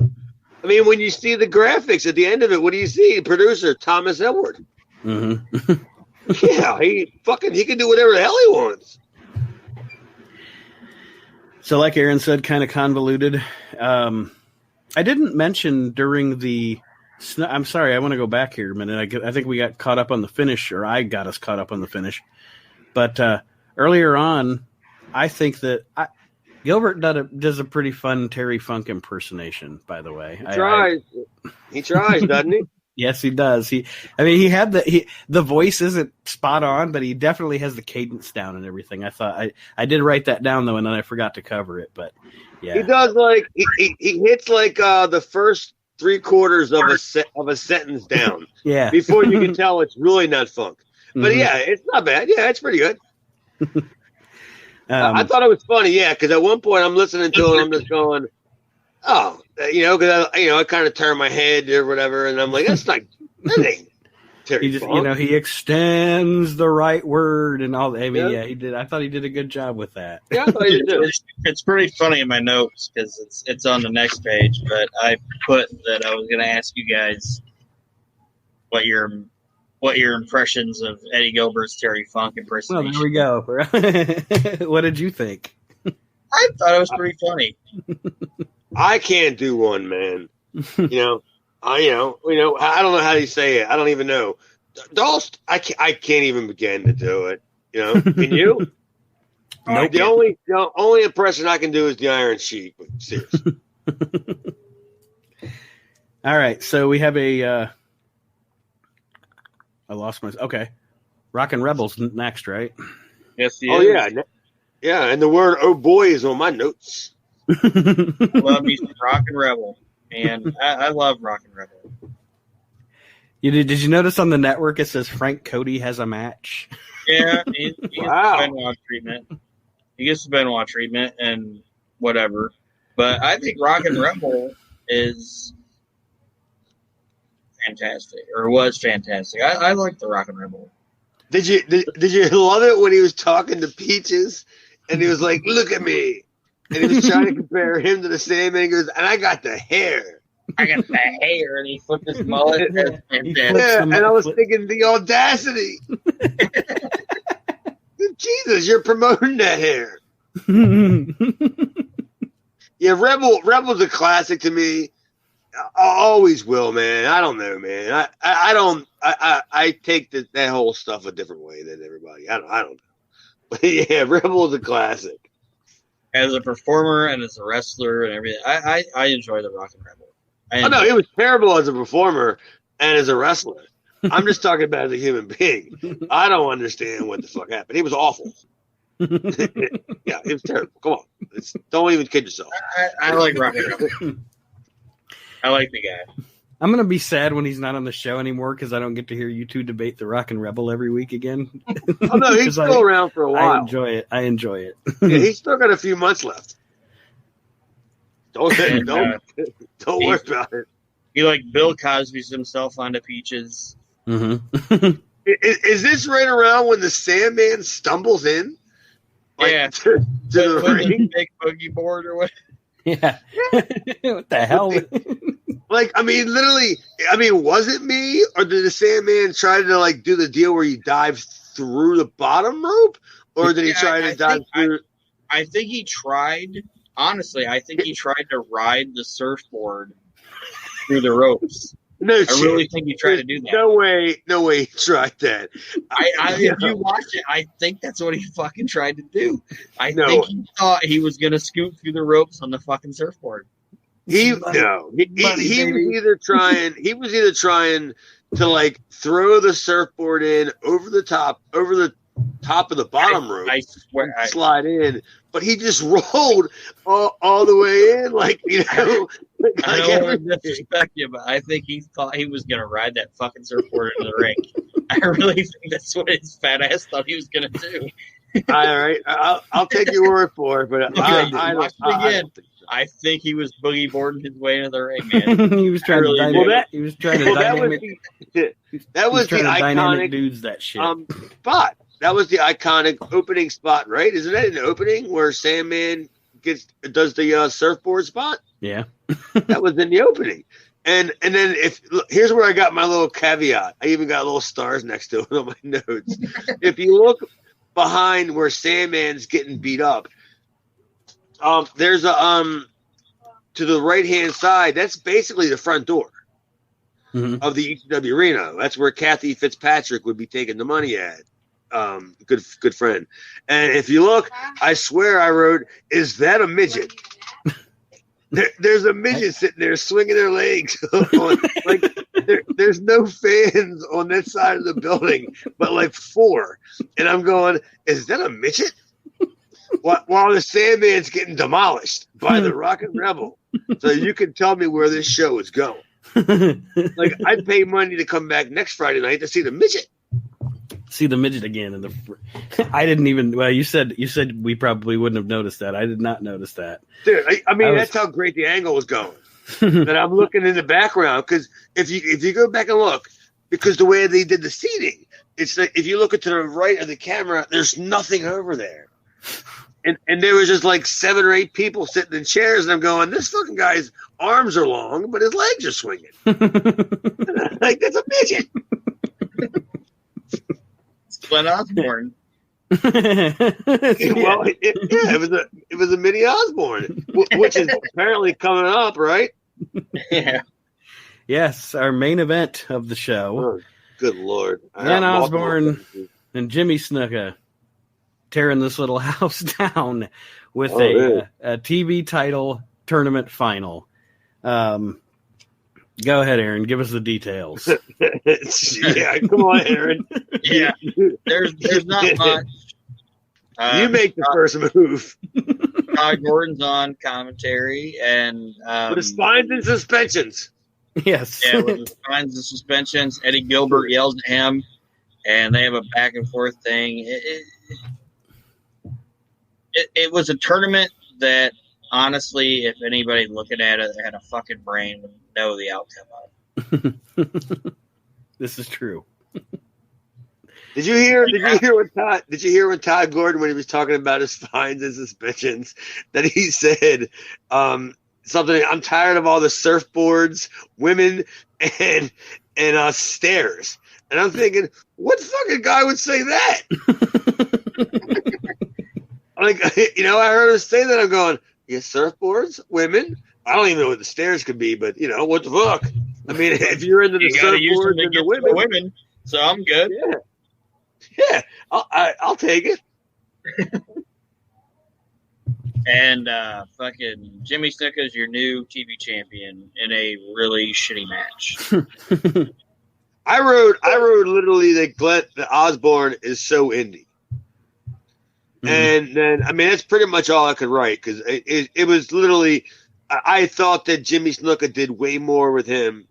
Well, he did way more with him than he did with me, clearly, because he actually left his feet and stuff. And I thought that Snuka, that's the splash, I wrote that it was a very good splash, because he nailed Glenn Osborne. And Glenn's got a big chest, so, he could take it. You really got to be like ready for it when he hits you. And like I said, he never gave it to me, but my friends are like, dude, it hurts like a motherfucker. Because he doesn't do anything to protect you. He's literally using you, as the crash pad. Right. So you better be ready to tuck your shit in and be ready. And I thought that was that was one of his better independent splashes that I've seen. I've said it before, and I can never remember, because I know that one of the I just remember from reading mags back in the day, but I remember Metal Maniac and I think Glenn Osborne being those two guys that I always saw in results on East Coast shows with Snuka. So maybe that was it. Maybe they worked together a lot. Maybe they had a rapport. Metal Maniac. Metal Maniac was basically his liaison. Like, he'd be the guy that would be calling all the promoters trying to get Jimmy work. Okay. And they would pretty much sell it as a package deal. Mm-hmm. You know, I'll get you Jimmy. You bring me in, and me and Jimmy work. Yeah. Yeah. And but as far as Glenn, I don't know nothing about that. Okay. You know? But boy, the Jimmy Snuka Metal Maniac matches, man. I don't. Good. I have. Remember those? Remember those DVDs they did in? It was probably during or just after the Attitude Era. You know, where anybody who had 6 minutes of pro wrestling footage they owned wanted to release a DVD or a VHS or whatever, you know, to capitalize on the popularity of wrestling. But they had those DVDs that came in really thin cases. They were like Pro Wrestling's Greatest or whatever, but they were only like 45 minutes long, and it would be some shitty Nikolai Volkov indie match or something. Ooh. And that's I'll have to find that, and I have it somewhere. It wouldn't be some shitty Nikolai Volkov match. It would be just any. Yes, okay. Touche, good sir. But I think one of those DVDs actually has a Snuka Metal Maniac match on it. I'll have to go back and find it and see if I can find it around here. Like literally, he's been reaching out to me for the last couple of years. Like, you know, I know Jeff. I don't have a problem with Jeff or anything, Mm-hmm. but he keeps trying to find this tape of a show that we ran in Maryland. I don't even know what year it was. Maybe it was 2008, 9, 10 or whatever. And we had Barbarian on it. And Metal Maniac was on it. It was a bought show. We had like a bunch of big names on it. And Metal Maniac somehow got on Facebook and reached out to me, and he's asked me about this show, and he told me that Barbarian was looking for it because it was a good match. I think he's working. And I just said, what the fuck are you doing? Seriously? I mean, Barbarian's calling you going, hey, man, I had this match. Like, hey, brother, I want that match. Yeah. And I knew I didn't have it because I wasn't there. I mean, I just knew I didn't have it. And I'm just like, there's no way. He's like, hey, brother, if you find it, you know, Barb said he really wants it. And I was just like, I know, clearly. You know, if Barb wasn't that bad, Barb can call me. And then, you know, I'll call Bob Starr, who probably has it. But yeah, I don't think Barb's the one that's looking. I was about to say, of all the matches available put to the public with the Barbarian in them, I doubt he's trying to hunt down that match. Yeah, the same guy who was in Paul Jones's Army wants to see his match at a high school in Western Maryland in front of 1,200 people. Yeah, I don't think that's his crown jewel. So we find out after this match that next week Don Morocco is going to be joining us. Yes, which I'm looking forward to. Me too. You know, say what you will about Don Morocco, whoever's out there, but Don Morocco is I love a Don Morocco promo, and it doesn't matter which Don Morocco I'm getting. I would just watch him cut promos. He doesn't even have to wrestle, you know, at this point. But this clearly ain't a spoiler or anything, but doesn't Morocco come in being in the same group with Snuka? Yes. Yeah. He's okay. I thought so. Mm-hmm. Wow. All right. So next week, when we do next week's show, can we erase this week's show? by setting a new level of bad or whatever? Because how the hell could you expect? Is Gilbert stupid? I don't know. I mean, how the hell are you going to tell me you're going to put Morocco and Snuka in the same group? Right. And people go like, "What the hell is this?" Without even any, I don't think there's even any tease. Like, there's not even a. When we see it, we'll know. But I don't recall there ever even being a tease where they act like they're going to go to blows with each other and then hug or anything like that. I think he just shows up and he's with them. But I guess we'll see next week, won't we? Yeah, all is forgotten, brother. Here in this gym. What was the pay-per-view? Or who was it? Was it Snuka, Morocco, or who did the Bury the Hatchet match? The Bury the Hatchet thing with Snuka or something? Was that one Piper? Of them? I mean, one of them jabroni pay-per-views, like Heroes of Wrestling, or was it Bob Orton?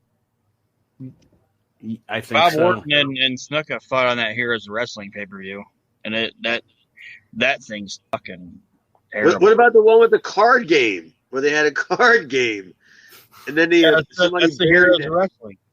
That was Heroes of Wrestling. Yeah. Oh, that was a classic. Let me do a shameless plug here real quick. For those of you listening to this show that do not listen to the We Can't Wrestle podcast, find the We Can't Wrestle podcast, go back into our archives. We have an episode where we cover that Heroes of Wrestling pay-per-view and what an abortion that was. God, it was terrible. Terrible. It's maybe the worst wrestling pay-per-view ever. I mean, Uncensored 95 is pretty bad, but that that might be the worst wrestling pay-per-view ever done. Arcade 91, whatever. Oh, the one in Baltimore. Bad. That's bad. There's a lot of bad ones, but in the Arcade 91, they make fucking Jushin Liger team with Mike Graham. As they should have. I mean, I don't see what's wrong with that. Seriously, didn't Buddy Lee Parker team up with freaking PN News or something? Yeah, something like that. Fucking what a quality trash. tag team that was. Yeah, you wonder why nobody bought that shit. Good God. And fucking at the end of this ECW show, fucking Stevie Wonderful's trying to get with Terry Funk, but he winds up at fucking Sandman's locker room, and Peaches answers the door. And the biggest thing I got from it was that fucking Stevie Wonderful and Peaches have the same fucking haircut. Yeah, pretty much. Yeah, I mean, I don't have that exact thing written down, but I wrote a classic recap with Stevie Wonder. Peaches is clearly from the West Coast, and that hair is what I wrote. God, they're waiting for the doctor? They're waiting for the doctor to do what? The doctor should already be in there. If not, let Stevie Wonderful in there. What is he going to see? I don't fucking Right. But that's the same. If you notice, when this ship goes forward and we go episode to episode, you're going to start seeing them doors more and more often. Mm-hmm. I know about them doors. Like, literally behind in a couple months, you're going to start seeing Pat Tanaka and Paul Diamond behind them doors. And all the ECW superstars are going to be behind them doors. Them doors. Them two doors. The one that says dressing room and the one that says whatever, keep out. Press. Yeah. Yeah. Press. That's like, I don't know where. I never been to the building. I parked outside of the building where they taped him at, Mm-hmm. and I never went in. But yeah, they must have had the smallest like set made for this, where it's just like literally it's just two doors, that open up, and everybody's going to be in there. Wait, as we watch more episodes, And it's the same doors. How many promos are cut in front of those doors as That's time goes on? Yeah. You wait. Everybody's behind them doors, and it's not like I don't know. I can't remember the guy's name. I'm telling you, it's not until and from what I believe, this is what I believe, and I'm not accusing anybody of anything. I think when Paul got sideways with I want to say it was Matt Raddick or whatever, Matt Radico or whatever. Mm-hmm. And he got behind in the money that he wouldn't give Paul the tapes, the originals. Okay. So Paul had to go out and find somebody else. Hence, we'll see in a few months where the quality changes. Mm-hmm. And so overall, I know, Chad, you said better than bad. But overall, what'd you think, guys, of this here episode? If you compare it, Championship Wrestling, I'd say if you compare it to the first two shows, Don't say it. It's not that bad. They at No, least I agree. I mean, I think that it's baby steps. they furthered some storylines with the Gilbert and Funk thing and Rock and Rebel and Sandman, and They squashed the whole TV title thing, got that done. Yeah, mm-hmm. and get that out of the way. And I don't think it was a bad show. like I didn't walk out of this 45 minutes thinking, well, I wasted my time. I thought it was pretty decent. Well, mine's only 38. I don't know how you're watching it. All right. 38 minutes. I mean, did it like I said, I think I agree. They did the best they could with what they had to work with, and I believe that we are coming to the end of these tapings at the Cabrini College Fieldhouse. But like I said, if they're taking baby steps, they're taking special needs baby steps. they need to really make me want to watch next week, because as of right now, I'm just going, wow, do I really want to see Glenn Osborne seek revenge? I don't. Revenge. I'm saying, like the couple angles they had were like the Terry Funk, Eddie Gilbert angles, not bad. Oh yeah, I mean, I get it. It's there. It's just trickling. They're taking baby steps. And they established that Rockin' Rebel wants to force himself on Peaches, and Sandman doesn't like it. It's not bad. And fucking Johnny Hotbody and Tommy Cairo, they're trying to do something with that, but it's just kind of there. I mean, it's not bad. They let you know what their 3 fucking angles are, and they didn't do a bad job at it. Yeah, I agree. I agree. It's just that I think the main guys you say were so much of a staple in that area for so long that there's really it's just like, oh yeah, they're going to be on the show anyway. Sandman and Rebel and all the guys, they're just the guys that are on every show. Yeah, I mean, I thought they did fine for trying to advance storylines and all. It is what it is to me. Like, god damn, something like the Sandman stumbling through the ropes, kind of. If you watch it, man, I'm telling you, if you watch it, he tried to fucking ride that surfboard through the ropes. Okay, I swear to fucking God, if you watch it, he tried to. All I'm just saying is, do I want this behind... guy to come try to make a save for me if I'm in trouble? He was standing behind that curtain with a vision in his head of this glorious I'm gonna ride this goddamn board through the middle ropes, and he tried to fucking do it. And God bless him, but it was fucking.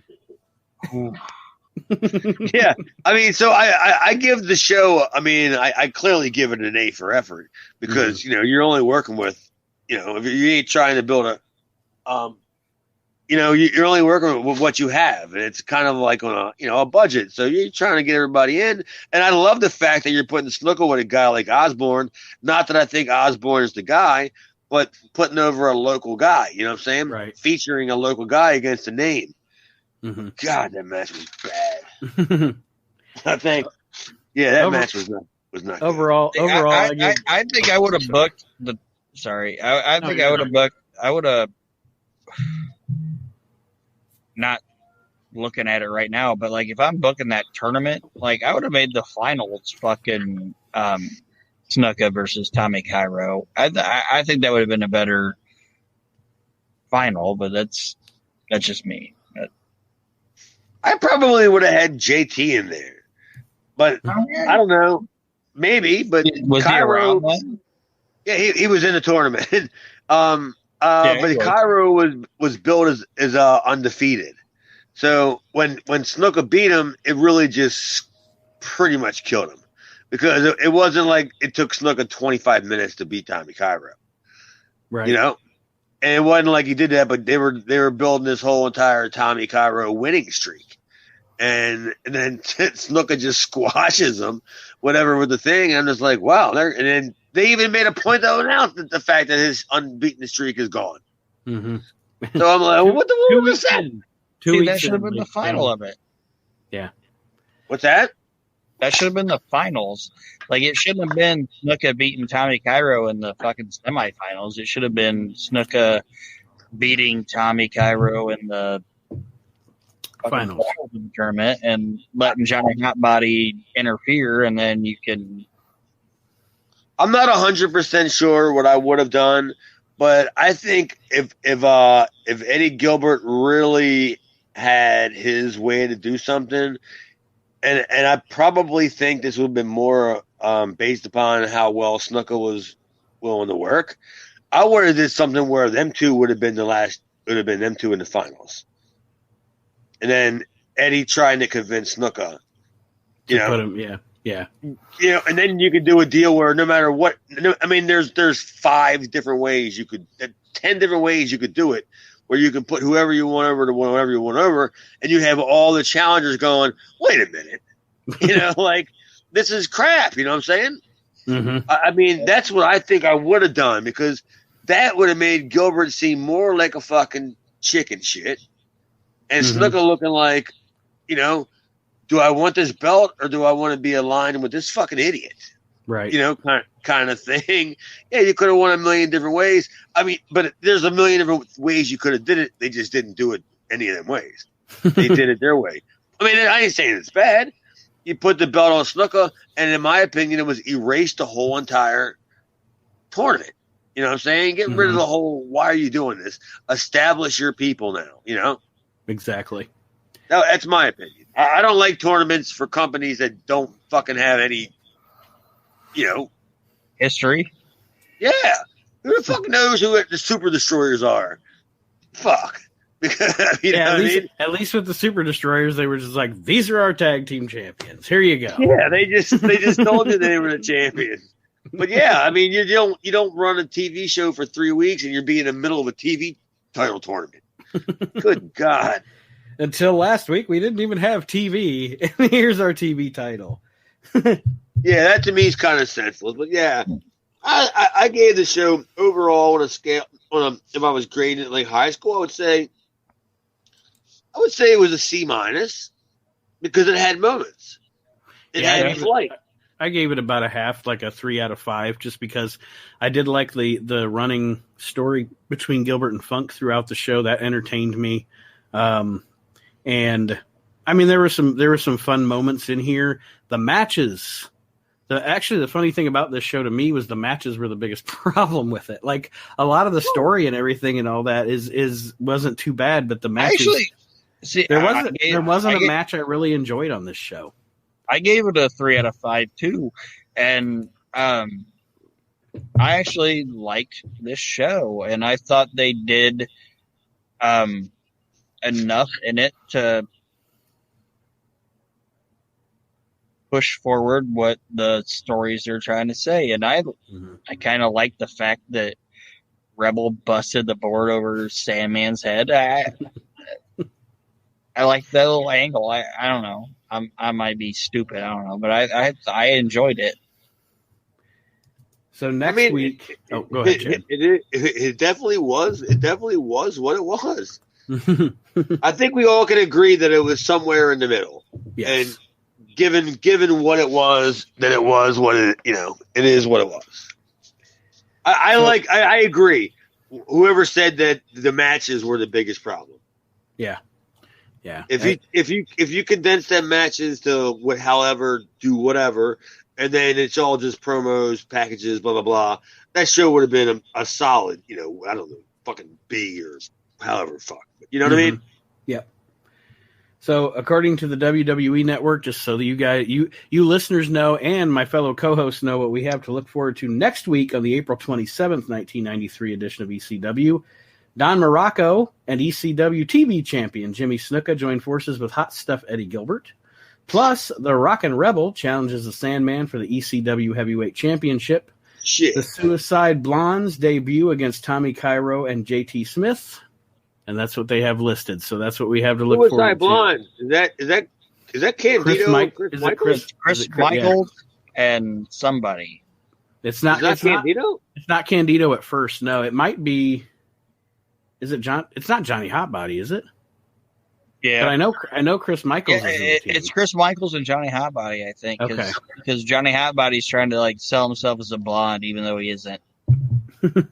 Well, we'll find out next week. Yes, we will. Good Lord. Well, gentlemen, thank you for joining me. Any parting thoughts here? Just how awesome is Chris Candido, but he's later on in in the show. Chad, any parting thoughts for our listeners this week? No, I just want everybody to support the 2300 pod. Go on to Facebook and join the group. And anybody who wants to follow me, I'm at Chad Hoover DeMera on Twitter, and I'm Chad Austin DeMera on Facebook. And you guys, anything you want to plug? I mean, Chad's Video Vault, maybe? Yeah, no. Chad's Video Vault is much like Cornette's Collectibles. It is closed. I'm still waiting for my Portland stuff, buddy. So is everybody. I am way backlogged on Chad's Video Vault, but go and look at go check out Roy Lucier. I don't know, it's like Lucifer without the F on YouTube, and check out his YouTube and Daily Motion page. It's tapes that I've uploaded or I had burnt and sent to him that he can upload, like Japan stuff and shit like that. But yeah, I mean, just follow the 2300 and spread the word, guys. I mean, I'm doing my best. We are looking forward to this journey as it continues. And like I said, next week, ladies and gentlemen, join us for the April 27th, 1993 edition of ECW. And we will see you next week on the 2300 pod.